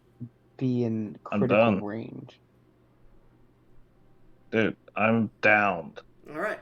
As you strike one more time, you rolled damage, right? You got 72. As Yeah. you strike one more time, the cold energy hits you and you just hit the ground, unable to continue fighting, shivering as you begin to lose consciousness, thus ending your turn. Creature can't still move, so it's not going to use any legendary reactions. Or action, sorry. It is your turn, Angus. As you are inside the stomach, you start to see punches happening to send parts of this space-like nebula flying up at you. At the beginning of your turn, I need a Constitution saving throw, please. R plus 15. 15. 22. 22? Yeah, Okay, that is a failure. I figured. You Let's see what suffer this damage is. 30 reduced to 15 points of radiant Awesome. damage as you are in you're in its stomach, and instead of acid, it's radiant energy that's just burning you. All right, Yeah. Sorry. Go ahead. I will attempt to attack. Can I? Yeah, you're Attack blinded, word. and you're blind. You're not restrained, but you're blinded. I will reckless attack, so this will be neutral, and then for all of these, I'm going to be using combat superiority dice. I have 6, so Sure. I can land with 5 of these. Let's see. I will say, just go ahead and roll your attacks. We Uh, will do precision attack for all of these. So I assume you're attacking the point that you saw, like the handprints shoot up into the stomach. Correct? yes, Okay. 1d20 plus 20 plus 1d12. All at And I disadvantage. do 5. All at disadvantage. But, Actually, no, you're well, reckless, I so have it's reckless normal. Yeah, attack. you're right. I'm Yeah, sorry. so Shut up. here we go. 41, 33, 35, 34, and 42. And I believe 2 of those are crits because they're 10 above. Those all hit. 2 of them are crits. Yes. Go ahead and roll. Just roll all the damage together. Let's see how much damage you do. Okay, 16 d8 plus 2d8 plus 2d8 plus 2d8. That's 6. So Well, hold on. 22 A d8. double crit is 4 times the damage. So that would be because it's a critical hit. Hold on. No, that's just a normal crit. So that's Yeah, 2 of them were crits. So I'm adding the 68 because I can't decapitate it. yeah. Okay, go ahead. So 22 d8 and then 14 times 5 is 50, 20 plus 70. So 22 d8 plus 70. 171. Go ahead. But So I shouldn't have done that. I should have rolled separately because 2 of those were crits and that would have doubled some of the damage. I'll say 3 of those you manage to cut, and you see the glowing part, and you start to feel yourself being drawn down to the hole you've just cut in its stomach, cutting it open, and you take the rest and jab at the weak point, breaking it open as you hit the ground. You look up, and the boulette is now missing part of its neck. It's just, and now its stomach is just pouring all its stomach acid on top of you as well, or its stomach goo, which as it falls out, it turns into that purple liquid that was burning her armor. As soon as it touches air, it seems. So I need to roll con saves? No. Okay. I will now action surge and Alright. and actually before I will action say it is surge, now at half health. before I action surge, I am going to use my bonus action to second wind, so it's 1d10 plus 20. Actually, technically, because you hit 1, 2, 3, 4, 5. I need 5 con saves because of the cold damage from the blood. I had it. Okay, so R5 1d20 plus 15. And you're not 28, frostbitten 18, at all. 33, 20, and 18. So I think 3 of those fail. Yeah, give me 1 second to go down and check here. Rolls. You rolled 28. That's success. So you take 5d6 plus another 5d6, and that would frostbite you once. So that's 10d6. And then the third one is a success, so that is another 10d6, so 20d6. And then 20 is a failure, so that's 30d6 increased to 15 next. It's another failure, so that would be 15, 45 increased to 45 d6. You're taking 45 d6 of cold damage, and the next time you take damage, well, no, 45, yeah. The next time you take damage, you now frostbit in 1, 2, 3, so you would instead take 20 d6 on the next time you take damage here. Okay. You take 144 cold damage, reduced to Reduced to 72. 77. Yeah, 72. Okay. 155. As you, it's not from you stabbing it inside. You land, and all the blood from your that was pooling into this liquid hits you and just freezes you nearly to the ground as you break it off. And you go for your more strikes. Well, before I action surge, I was gonna do the heal. Okay. Second wind. So second win, 28 health back, Okay. 8 pogs. I'm at 483. Okay. I will, instead of attacking, I'm going to attempt to throw the pyramid. All right. You take the pyramid out of your pocket, and are you throwing it inside of it or on its outside? Yeah, we'll throw... If I throw it inside, will I not be able to get it back? Who knows? We'll throw it... Fuck it, we'll throw it inside. All right. You click it and throw it as you watch the 3 sides that come up to the point open up, and it creates this net inside of it and just floats there for a second. You who's passing out, V, see the boulette go, huh? And you guys watch as its body... what's the DC? Because it's at half health, that would be 20, correct? Yes. You watch its body shunts inwards for a second, but it manages to stay standing as you below it see that a part of its bodies are ribboning into this. It's trying to black hole, like, suck it in, but it is stopping it from doing so. It is active for the next minute. So, the creature is now marked with this item. Anything else you would like to do? That took my action, so do I have a bonus action? That was your action surge action then? Yeah, but I have an action surge bonus action as well. You do. Where is... I have a superiority die. No. I swear, if you use fucking Rowley. I don't have... wait. No, I don't have Rally. And I don't think it would matter, because everyone around me is down. Rally would bring him back up. Oh. I do not have Rally, unfortunately. I don't have Rally. You're a gladiator. How do you not have Rally? Why would you not have Rally? Well, I didn't think I'd need it. I'll say you can yell to your friend who's passing out right now to an attempt at a persuasion attempt. You have to yell what you say, and then I'll tell you if it's a persuasion or whatnot to give them 1 HP. Okay. Well, no, actually, Rally wouldn't bring you back up because it's temp HP. Temp HP still brings you up. It's just once that goes away, you fall down again. That's how I rule it. It does not. Oh, okay, sure. That's how you rule it. Man, sure. Why are you down on the ground? Get up, you coward! Okay, roll me. You get to choose intimidation or persuasion. Choose intimidation.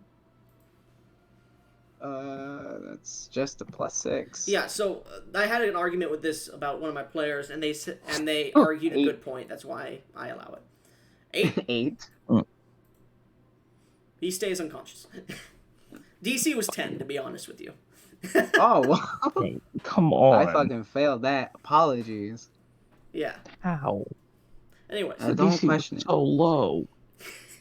I don't know. Shut up, V. You have been failing every con check. Let's put some perspective. Fucking me every time. Anyways, I don't know why you're using the fuck bot. Anyways, love you too. End of your turn. I'm good. Yeah. All right. Get the Yankee Warriors' turns. Hey, they're 2 of them are starting to get back up. The other one exploded, but yeah. Oh fuck yeah. They're like just trying to get up, and they collapse a little bit. They rolled a success. All right. Actually, they have hit dice. No, they haven't succeeded enough. Anyways, end of your turn. Well, end of their turn. Wait, doesn't it go? Yeah, V already went. They've passed out. Get the Yankee Warriors. The Astral Roulette shakes itself off. You don't have Sentinel, do you, Basilius? I do not. Okay. It looks down towards you and tries to, like, you're between its legs, so it's trying to stomp on you. Okay. With disadvantage, I'll say. I had the displacement cloak anyways. You should have told me that, because I haven't been rolling with disadvantage for some things. Well, I mean, every time it hasn't mattered because I've been taking damage from the cold damage. True. 26? That will hit. Okay. It deals with its stomp. 17 points of bludgeoning damage to you, reduced to 8. Yeah. Second stomp on you. 25? That will hit. That is 15, reduced to 7. Third stomp. 26, that hits. 13, reduced to 6. Just stomping you. it ends its turn. It can't really move too much because there's this thing in its stomach trying to trap it. Now, I have a question, and this might be a little ass-full, Mhm. but I have horns.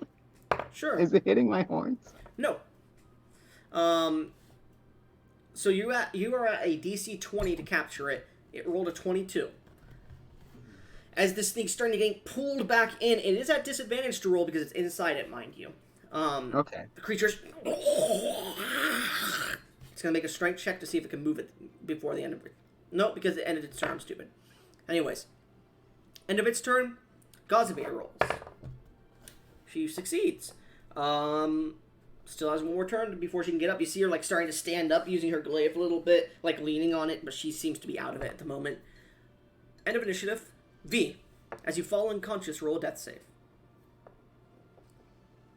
Alright, and before I roll this, I have to ask one question. Sure.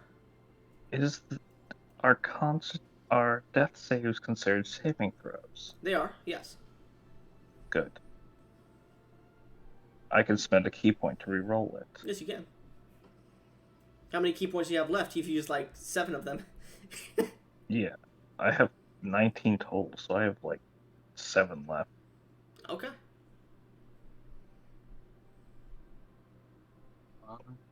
Fuck. No, okay. Fuck the bots. They rolled a 6. I fucking hate these bots. Dude, I hate everything about this right now. Remember, I allow you to roll outside of channel. I'm not one of those, like, if you keep getting really good, you can roll outside of channel. Yeah, so you can re-roll those if you want. You know what? No, fuck this. Give me 1 sec. Why don't you get a nat 20 here? This is gonna be fucking weird as shit. Because I have to roll on my bed so it doesn't make noise. Damn it. Okay,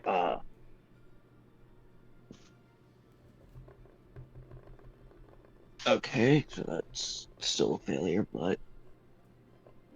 You rolled a 10 or less? Nope.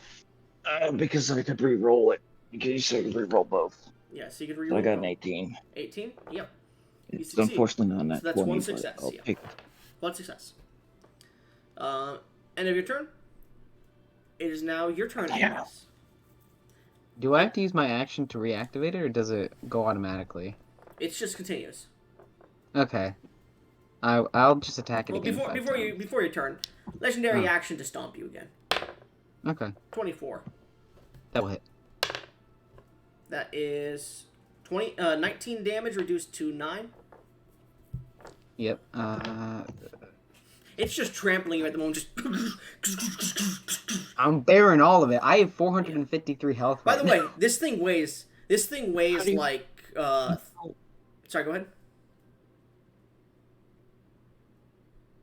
Oh, because he's raging. By the way, that's why he's taking so little damage. Because he's a bear totem. Sorry. So as this thing's stomping on you, you can get a real feel of its weight. It's probably like 30 tons. This thing is heavy as shit as it's bearing down on you. It's your turn. What are you doing? We will attack it 5 times. All right, where are you attacking it? Because its stomach is already open. It doesn't really matter to attack it there. Its neck and throat is already open. Closest thing to you would be its legs. Yeah, sure. We'll take out a leg if we can. Okay. Okay, so RR5. I will reckless attack with this. Sure. So 1d20 plus 20 advantage. You are prone. 27 You are will prone, hit. so it technically would be disadvantage. I'm prone? Yeah, you fell out prone. Why? This thing's only 15 feet tall, and that's at its tallest point. So you fell out prone on the ground. Oh, well then I didn't know I was prone. I would have stood up. Okay, so you would be inside its gut attacking it. Yeah, sure, that's fine. Wait, no, I fell out last Yeah, time. yeah. Its gut is low to the ground. It's a quadrupedal creature. Okay. Its top is 15 feet up. Its bottom is going to be like 5 inches off the ground. Not 5 inches, like a foot off the ground. So you'd be standing inside of it, slashing at its legs, but it's fine. Because it has an open air bottom, so it's fine. So 27 misses. So as you strike it and miss, you almost slip, but you manage to bring your sword back and stab it into its leg. 2, 3, 4 times. Go ahead and roll damage. I don't think any of those crit, right? 30 is its No. AC? 30 is its AC. Okay. Yes. So, we'll just roll it all at once. This is a legendary creature. 8d8 because it's times 4, and then 14 times 4 is 40 plus 16, 56. You guys have dealt a lot of damage. This thing is almost at its threshold where it starts to get worse. I will re-roll 3 of those. So Okay. R3d8. 21. Okay, so 1. Okay, so 3, 5. Plus 16 to 88 is 90, 104. 100. Yeah. Okay, so this time you just slowly carve its leg, and as you do, the blood hits you. Make 4 saving throws. But you do. 4. I'll say this: after the 3rd hit, you do manage to. Actually, no, it would be all 4 hits. It requires to pry open its leg a bit to see that same glow. 16, 20, 32, and 32. But that Failure. 16 is a nat 1. Yeah, so that doubles automatically. So that's 25 increased to 50 immediately. 20 is a failure, which means you take 75. Sorry, that'd be 50. That brings you to 5. You were frostbitten 4 or 3? I was 3. Okay, so and 20 then this will bring me to 40. That brings you to 25. 25 would be 65. 65, okay. 65 plus 25, 50. So 120. I believe, right? 65 plus 100. Mm-hmm. Yeah, okay. I'll just say 100 because I'm not sure the actual math there. I don't want to do math right now. 339 cold damage reduced to 150 plus 4, so 154. 154? Mm-hmm. I'm at a clean 300 HP right now. As you're getting frozen by each of these attacks, you are at the point where if you take any more damage, it's 50 per, just so you're aware. Okay. Anyways, as you now see that its leg is now nearly crumpled in, you've almost destroyed a 3rd weak point to it. If you destroy any more after the 3rd, it will be killed. Okay.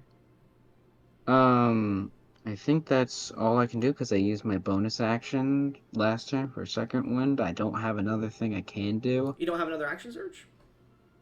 I used No, 2, he used and I only 2. have 2. Okay. And my racial bonus actions require me to actually charge at it, so... Well, you can move. You can crouch and charge at it. No, because you're in space, I would say no. Yeah, that's what I figured. Ending your turn, then. It's going to use its legendary action to attempt to stomp you again. Mm-hmm. Yeah, that hits. You take 14 reduced to 7. 203. The warriors' turns. You see both warriors stand proud, grabbing their weapons. They immediately pull out these swords that fling with this energy. And actually, no, I'd say they pull out silver swords. Why not? They pull out these silver swords that seem to glow with a little bit of magic as they rush towards the creature, and they're gonna make strikes at it with advantage. That's a critical hit. Aim for the legs. Do you say that? Yeah. Okay. The first one that comes over just bounces off its hide, and he speaks and gets to the other. You don't understand him, but he basically goes, "This thing's tough!" And as you say, aim for the legs, the other one slides underneath you, and the other one just slashes at the weak point, critically hitting it for... How much damage is this? Oh, they get 2 attacks each, sorry. Oh, nice. That is not enough to hit. And that's not enough to hit. But the first one, the critical hit, does... Okay.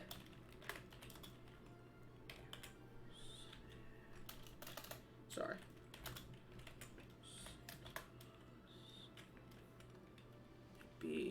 That would be 4d6 plus 5. This is the slashing damage, the magical slashing. 23 plus 2d6 psychic damage to the creature. And it is vulnerable to psychic, so that's 18. That is 30, 40, 41. You watch as the leg weak point is slashed and it almost buckles, but it remains standing. As he goes for another strike, the tail just hits him and he goes flying, but he stands back up, still alive, as he lands on the other side of the creature. Nice, friend. He manages to break it with his sword, just hitting it. The leg is almost buckled. And that's the end of their turn. Legendary action. The creature is going to swipe one of them with its tail. Unfortunately, that was going to hit. The Githyanki suffers too much damage to keep surviving. As he is hit into the wall and he is on the ground bleeding out, I'm going to consider him at 2 death save fails. Okay. Anyways. It is now the creature's turn. Start of its turn. No, that's the end of its turn. Start of its turn. It is going to send its tail to try and strike underneath it to hit you. It's going to roll with disadvantage. I'll roll a d10 and I'll subtract it from that because it is standing on top of you. Actually, no, because your cloak of displacement at the top, it has disadvantage anyway, so that's wrong on my point. 25. That will hit. Alright. I rolled this a while ago, so I don't remember. I think it was 3d12 or something stupid like that. I might have been really fucking stupid this entire time. How much health do you have? I'm at 293, but I think I've been calculating my unarmored defense wrong. But I'll figure that out after this session. I don't want to cheat it. Here's the thing. You're barbarian. So you have barbarian shit. And then any extra unarmored defense you have would be like, if you have an extra score, you add that on. And then if you have two things that are like 12 plus your scores or 13 plus your scores, you go with the highest one. Yeah. Okay. You suffer from its tail. 28 reduced to 14 points of bludgeoning damage, as well as technically this would not be increased by the frostbite.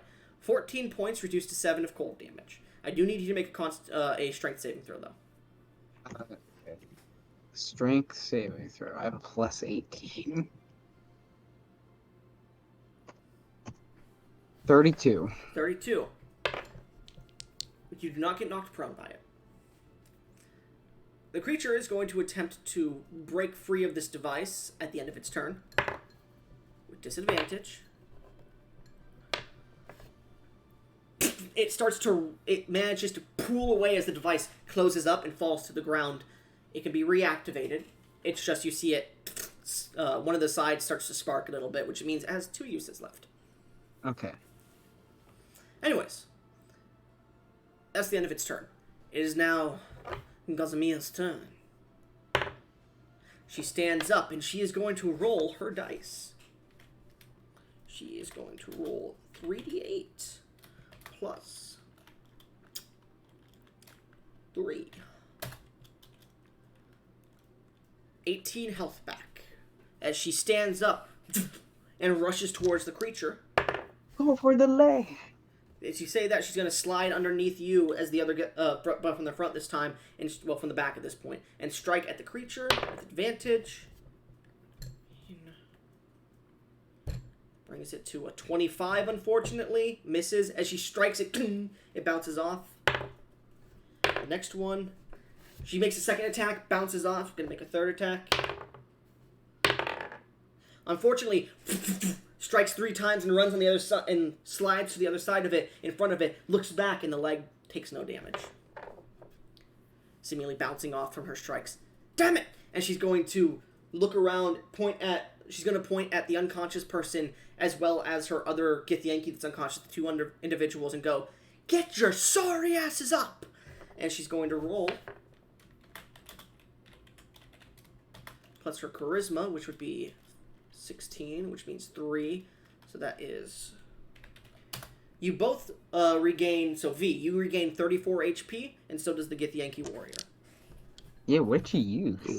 She used an ability she has. Nice. Called Commander's Rally. Similar to your fucking thing, but it's different. She can only use that once a short rest. Anyways. As she shouts to both of you and tells you to get up, she takes her weapon and points it at the boulette, who looks at her and then just looks down behind itself towards the individual in its center. End of her turn, it's going to use a legendary action to fucking jump and then try to burrow down into the ground. She's going to make her reaction attack. Anybody else can make an attack of opportunity before her if you want. Awesome. Well, your will do attacks that. of opportunity, as many as you want. Oh, so if I have 5 attacks, I can do 5? Yes. But if you want to specifically target a place, you gotta tell me. I will target the leg that I've been attacking relentlessly. Sure. V, where are you They're gonna targeting? mention the leg. Yeah. They're gonna mention targeting the leg. Only one of those hit. Yeah. So go ahead and roll damage for that, and then roll a con save. I would assume he mentioned it, and you woke up hearing it too. It's 27 My bed is damage. not a smooth enough surface for me to consistently roll. I'll save And it that's for a death 27 saving throw. con save, which I know fails, because I think the DC is 28. So, you've dealt 41 damage to the leg. That's good. You strike it, and 27 for the... Yeah. Con save, yeah. Oh, wait, is this a magical effect? In essence. I have the spell guard shield. Okay, what's that fucking do? Uh, Actually, no, while this is holding the more of a shield- natural effect, I would say, than magical. Okay, then, yeah. Actually, no, okay, it's then like spell guard Dragon's shield Breath, is- so I'll give it. So go ahead. While holding the shield, you have advantage on saving throws against spells and other magical effects. Okay, roll And again. spell attacks have disadvantage against you. I completely... Oh, I feel so stupid. You should. Well, Still a failure. 27 anyways. Alright, so, there's a 31 miss. 31 hits. Actually, no, 31. Okay. 31? 31, unfortunately... Actually, hold up. It would be... This is just one of my several attacks. Yeah, I'm so rolling them actually you don't hit individually at all, for the Basilius, because the AC is higher for the Oh. weak points. So that would be 32 to hit, 31 does miss on the leg. Alright. So do I not take the Key damage? point, it You don't take hits. the damage, no. Okay. I'm using a key point with focused aim, and it's going to hit. Okay. Yeah, so you manage to, you're on the ground and you push yourself up for a second as your astral self... Does your astral self disappear if you go unconscious? Oh shit, does it? I think it might. Which would really fuck me over right about now. Let's see. I'll allow it just because this is getting late right now. Okay. It punches for 33, that brings it to 74 at the leg. It is forced still. Oh, that's right. so- So 41 plus 15 would be 55. Sorry. Which I'm gonna heal. Mm-hmm. Then we're going to... You know what, I'm just going to... Since I'm healing all these, I'm just gonna roll the rest.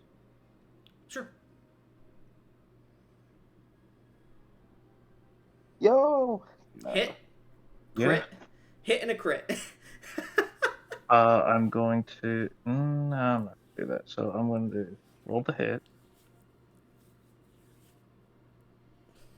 That's 16. So as you punch into the creature the first time, it actually knocks him off balance as he's going to jump, and your second attack strikes and hits him in the same spot for...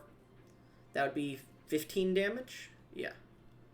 Well, the other one would have been 16, sorry, my bad, not 15. So that would be 56, sorry. Then 56 This one is increased to 60, 71. As you strike him No, the second time, and then no, the of critical course hit. I can't use... Can I use that? Or, give me 1 second. Let me see if this is on my turn specifically for one of these. Yes, it's my turn. Alright, let's see what you do. This next one's doubled, remember. So it's just 32. So, as you strike, sending these attacks at it, you feel the energy you feel its life force is being drained into you as you hit these weak points. And as this third punch comes at it, describe how you would like to destroy this weak point, please. As I just wind up a massive punch and just a fucking haymaker the fuck out of this.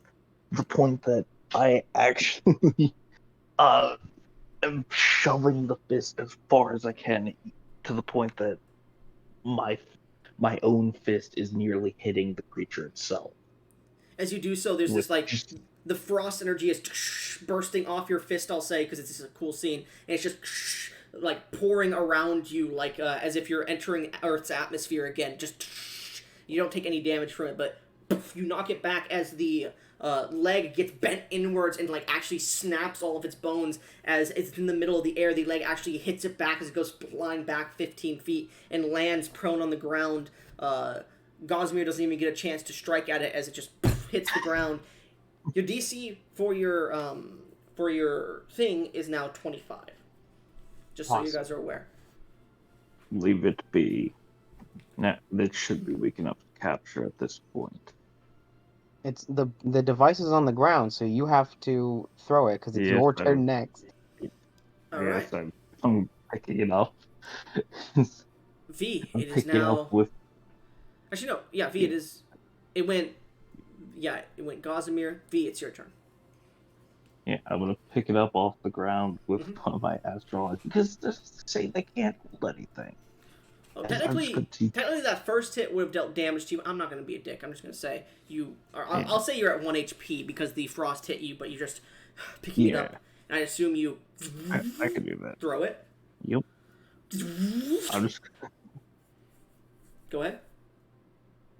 I'm just gonna throw it like a fucking dart.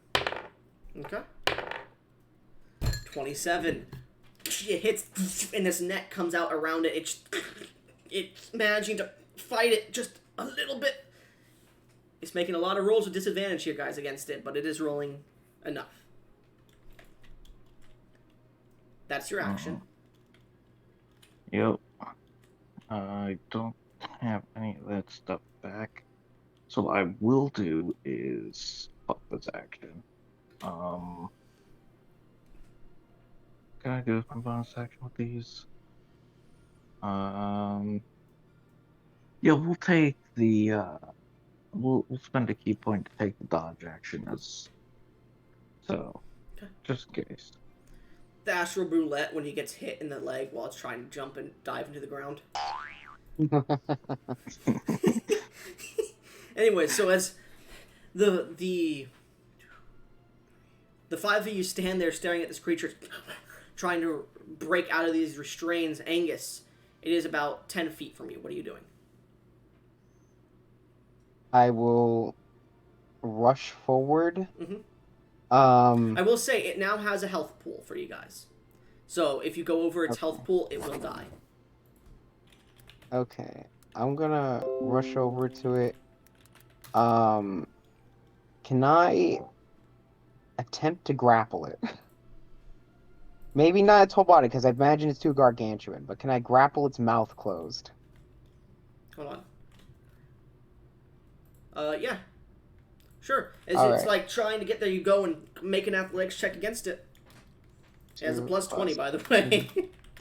We're about to see 27. I will say it's at Probably gonna disadvantage succeed. because it is prone and being restrained by this thing, kind of. So, 34. Still 34. As you try to close its mouth, it actually opens its mouth with such force that you get thrown off 15 feet back, landing on your feet. You can run back up to it again. I'll try and get within its line of sight between me and my Gith friend. It's going to be hard to do that because its head is facing the opposite way when it got flown. Fair. I only have my bonus action and reaction, so I'll move 15 feet closer to my Gith friend if I can.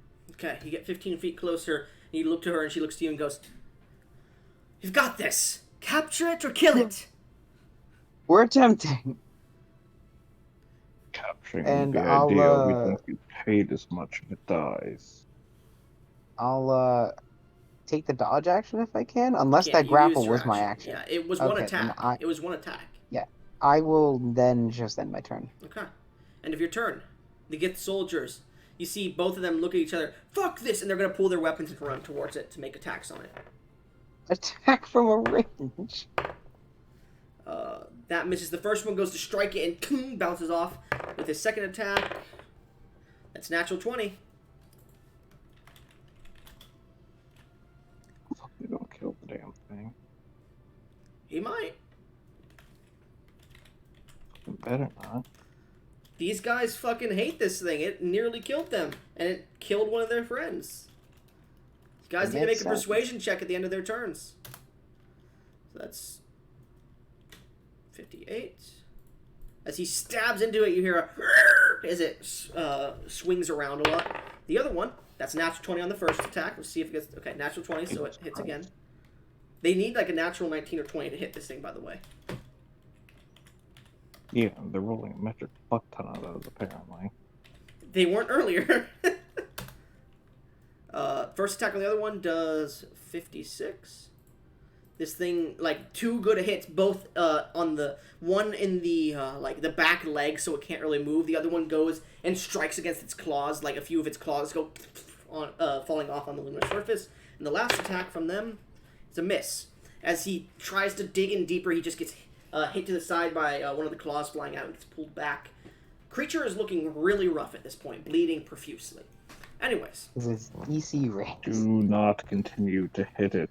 I'd like you guys to make a persuasion check, please. Persuasion Can I or make an intimidation? intimidation? Yeah, your choice. Awesome. As you shout out not to kill it. 15. What do you shout out, Basilius? What? I just yell out, stop. Alright. 15? V? Yeah. Yeah, let me get my stupid butt to the right channel here.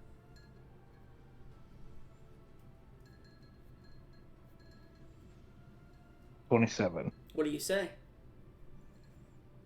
We need it to get paid. It needs to stay alive. Alright.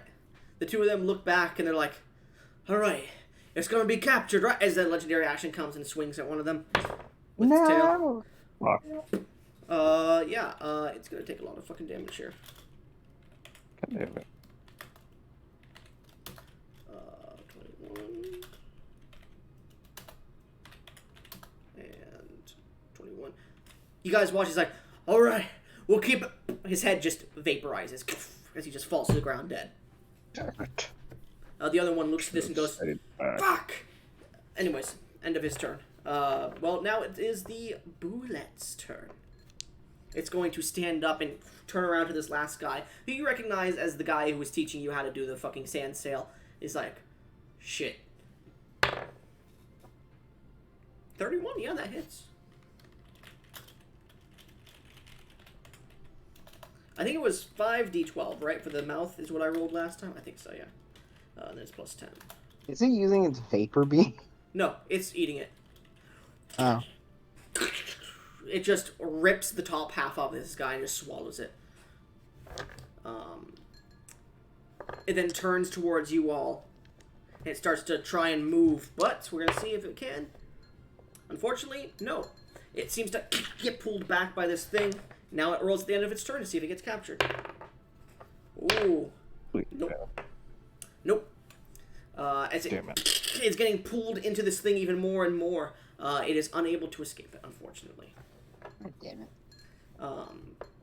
It is now pretty low, so I would say the DC for it now... Actually, no, because at this point it would be 30-ish.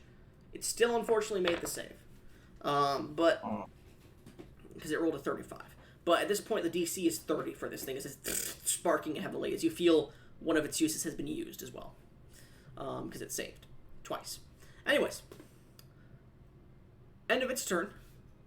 It is now Gossamer who looks and goes, it's gonna get away. Fuck it. And she Misty steps right next to it and non-lethally is going to make strikes against it with the butt of her glaive at its face. That would be a 25, so that misses. It just glances off as she brings the weapon back down to strike it again. Misses. And it goes for a third strike one more time. Misses. So, just tries to strike it. It doesn't seem to do any real damage. Ends her turn. It's mine. It's your turn, V. What do you want to do? How far is it from me? It's about 15 feet.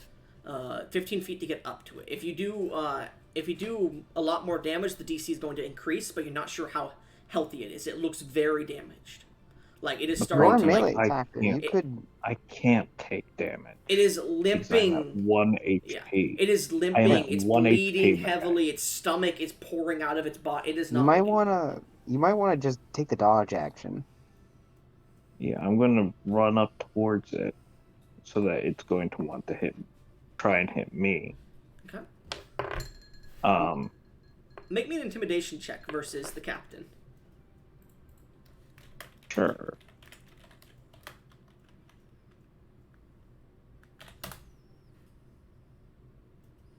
Yeah, 30. you get up to it, and like as you get in front of it, you take the dodge action. I assume, correct? I might not. Let me see what this is. Say blah blah blah. Quick question. Mm-hmm. For the purpose of an ability here, do I count as a friendly creature that can see or hear myself? No, because Okay. certain abilities have self. And it would say including yourself. Okay. So I'm going to actually use my action for quickened healing, spending 2 more key points. Mhm. I'm really running low on this resource. But it allows me to roll a martial arts die to regain a few hit points. Sure. I will say, because you haven't been frostbitten in a few turns. Yeah. You are now frostbitten 2 rather than 5. So you'd only take 10d6 damage. Okay. Well, that doesn't matter when I have 9 HP. True. So, But hey. but then I will spend another key point for a bonus action dodge. Alright. So I can do that. You get in front of it and you just focus for a second, and you look towards it with a menacing glare as it looks down towards you, and you can see in its eyes it's looking to escape now. It was ready to kill your barbarian friend, but it didn't expect you guys to survive this long, and it's looking for escape. No. I'm not going to heal. I'm not going to heal. I'm instead going to pick up the device and throw it at it The again. device is already on it at the moment. I said it wasted a charge, but because it got injured so badly, it didn't expire. It has one more use, but it's still on it. Yeah. Okay, so I don't need to throw it again. No. So you still take the dodge and you heal, yeah. Yeah. Anyways, as it stares at you and you stare at it, you can see fright in its eyes. He looks at me. Anyways. And I look at him. Legendary action. It's going to use this because I forgot to do this the entire fucking fight, even though I did it in the first turn and messed up when it was supposed to activate. It is going to let out a roar. Everyone make me wisdom saves. Sure. This is a magical This is a effect? save I could probably make. This is not considered a magical effect. All right, wisdom saving throw. So 20. That's a 21. Plus. Oh, I failed. It's a 13 for me, bud. Does a 21 succeed? 21 does not succeed. Everyone, she's going to use I'm really low on key. I'm running really low on key points, but let's do this because, like, I think I can do this. 25. That succeeds. Everyone besides V is frightened of this creature. As I just stare it down, adjusting my stance. You feel that chill run down your spine, but you manage to hold on as you look towards this creature that's knocked you to unconsciousness near death just but moments ago, and you see fright in its eyes. Anyways, it is now the individual that's still alive, the Githyanki patroller's turn. He shits his pants and ends his turn. More like he pisses, but yeah. Anyways, he's like, oh, shit. Fuck. Actually, no, they're both dead. What am I talking about? They're both dead. Yeah, the bottom part of the body with a bone sticking out of it just falls to the ground. You can take it back and have someone use resurrection, maybe. No. It is now the Boulette's turn. Actually, no, Angus, you haven't gone. Angus, your turn. Sorry, my bad. You're frightened. I can't move forward. Nope. And if your turn, you can make another wisdom save. can indeed. But your rage drops. Does it? Oh, Yeah. right, it does. No, You're level 20. no, You're level 20, right? I Yeah. mean, no, he's. Never mind. You're good. No, I'm a level I 20 think we're fighter. only I'm a level 10. 10 barbarian. Oh yeah, no. Yeah, so you don't have it. Yeah. Fuck Yeah. you. So, Fuck you. fuck me. Fuck you. Fuck you. Fuck you. 1d20 plus 3. 8 is not going to succeed. Unfortunately, you're still afraid of this thing. You feel that primal ferocity that you've been using this entire battle, and it is now completely overwhelming you now that you're not in your rage. Yeah. I'm afraid for my friend that she's going to die. Anyways, it's turn. It's going to attack the monk with disadvantage on each one. Yep, because I took a dodge action. 26? Nope. So as it goes down to bite you, you manage to dodge backwards as its maw digs into the lunar soil and pulls out, spits this out as it goes for a side swipe at you with its claw. Ooh. 37 was the lower one. Otherwise, it was a natural 20. So, Nope. 37 doesn't hit you? No. 42 AC. My AC is 42 right now. Alright, so that is a 37 again. It tries to sideswipe you, and what would normally hit a normal person, you just like knock it backwards as if your cat tried to patty cake you and you're like playing patty cake with it. Just 2 hits, and then its tail swings over to strike you. I'm gonna guess a 23 doesn't hit you. No. As it tries to strike you, you just like jump back in the low gravity, pulls you for a second as you land back on the ground in your stance and just looks at you. Is that all you have? It's going to use its action surge. It has action surge? It does. What the It's fuck? been merciful. It's in its secondary phase at this point. You guys dealt enough damage to it to give it its basically death throws here. 28 because it rolled a natural 20 on its first check for that, so misses. Nope. 32. Nope. So its bite misses, one of its claws misses. 23's other claw comes back and you just keep dodging. Then its tail comes down and scratches across the surface underneath its junk area and strikes up at you this time as... That sucks. 25. Nope. This time you dodge out of the way again and you just brush off your shoulder for a second. It's going to attempt to break out of this thing now.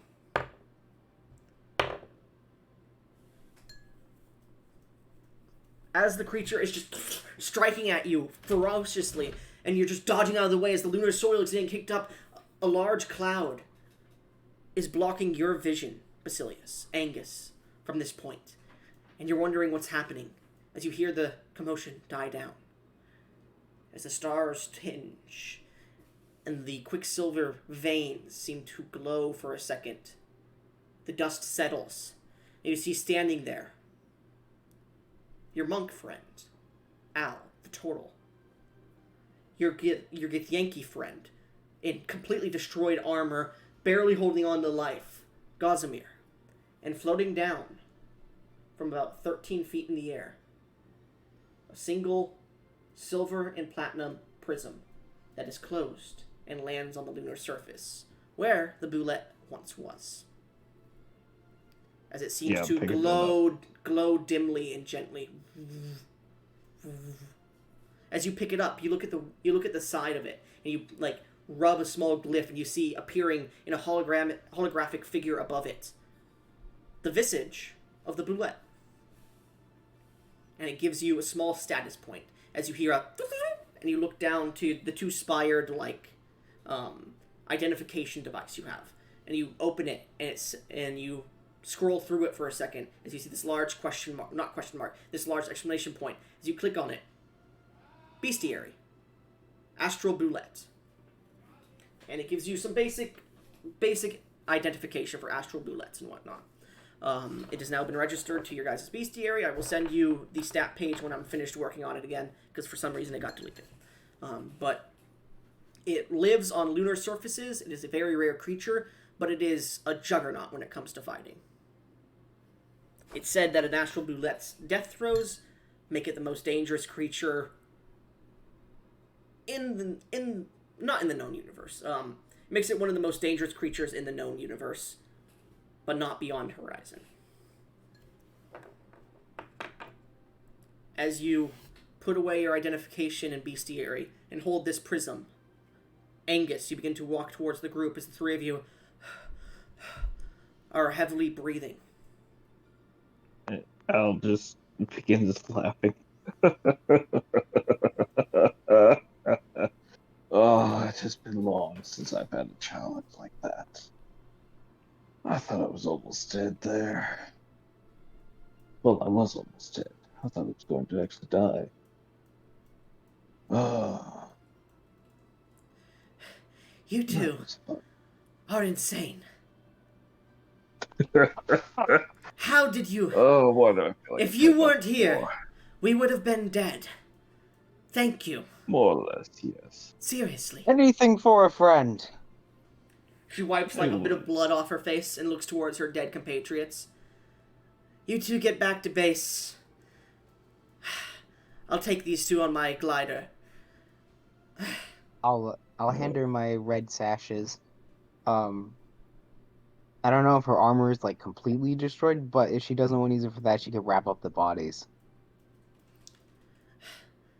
She wraps herself up because you could see at this point one of her titties is showing, but Yeah. like her armor is completely gone. Like the acid melted everything. I didn't want to say anything because like it doesn't matter in the fight. But yeah. I mean, Al has the respect not to stare. She begins to go back to the sun sailor, what are they called? Solar sailors. There you go. And she begins to bring the bodies to one of them and starts putting them on. If you want, you could take a second one with you. We're not going to need it at the moment, but send them word ahead of me that I'm going to be bringing back the bodies of my compatriots, please. I understand. Be safe, friend. Apologize that we could not save more of them. It's fine. Actually, are they all like dead? Yes. Yeah. One of them exploded Damn. the very first turn. The next one was your not your compatriot that helped you train in them, but the other one who was just like nobody for you guys. He got his head blown off by the explosion there. Well, not the explosion, but the bullet just hitting him. And then the other one got chomped in half. The one that helped you train. He basically looks like an Among Us. As she begins to perform rites and whatnot, she's praying and whatnot. You guys hop on your solar sailors unless there's anything else you would like to do here. Not really. There's not much left for us to do. And you begin to head back to the city of Horizon. As you arrive at the gates and fill in the guards of her report and show them the sign that she gave you, Basilius, a while ago, you take it and stash it again as you head back to Nova. The guild. Yeah. Where you enter in and you see Jebediah is drinking a nice cold beer as he looks over. You two look like shit. I assume you got it done. Yes. Come sit. Can't say we would have come back if we hadn't been able to.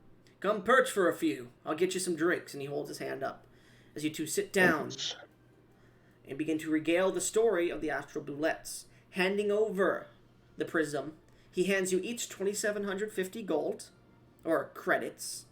If you want to just put it as gold, that's fine. It doesn't matter. We'll just say that you just exchange gold and all that shit for credits, and we'll just use that as the monetary system. As you exchange that, he tells you, well, I gotta go get the globule, but is there a place... Each. I didn't say each. I said per. I said one.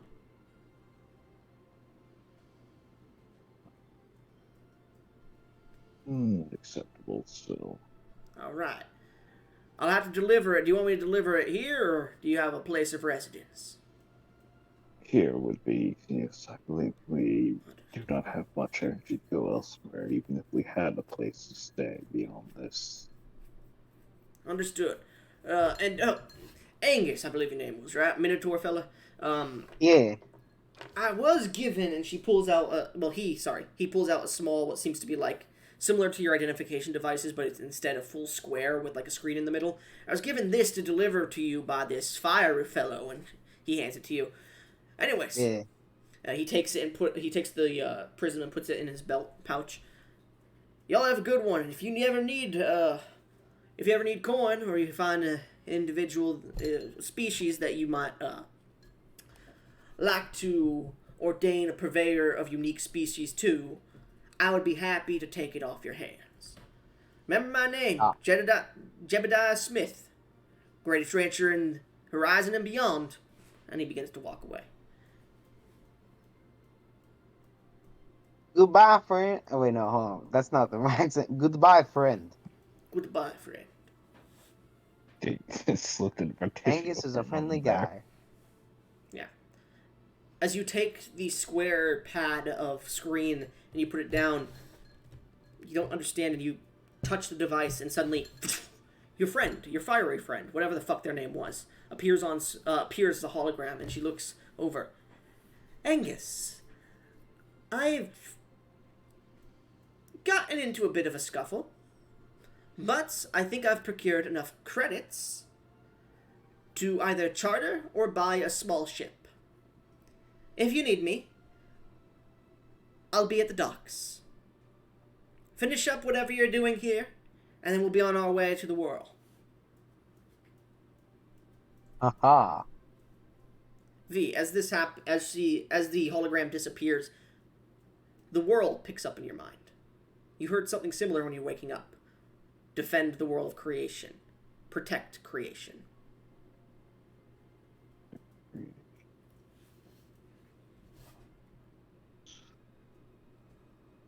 Heard that before.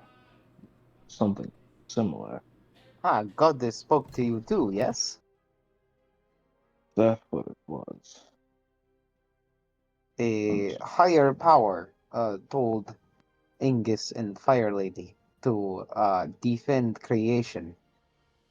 We do not know what it is exactly, but that's what we are attempting to find out. If you heard a voice too, you can come. You can come. Yes, Come join. it would be. It would certainly be most efficient that way. I apologize for my lack of devotion. It is I've fine. been I am not tired despite religious the myself, 10,000 but when year the now. divine are talking to you directly, you don't really have an option to say no.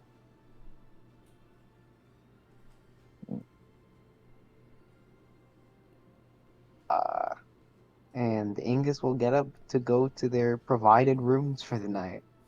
Angus is very tired. You fall Wants to be asleep. Ow. V, is there anything else your character would like to do? Not really. Alright. You find yourself to rest in your room, Yep.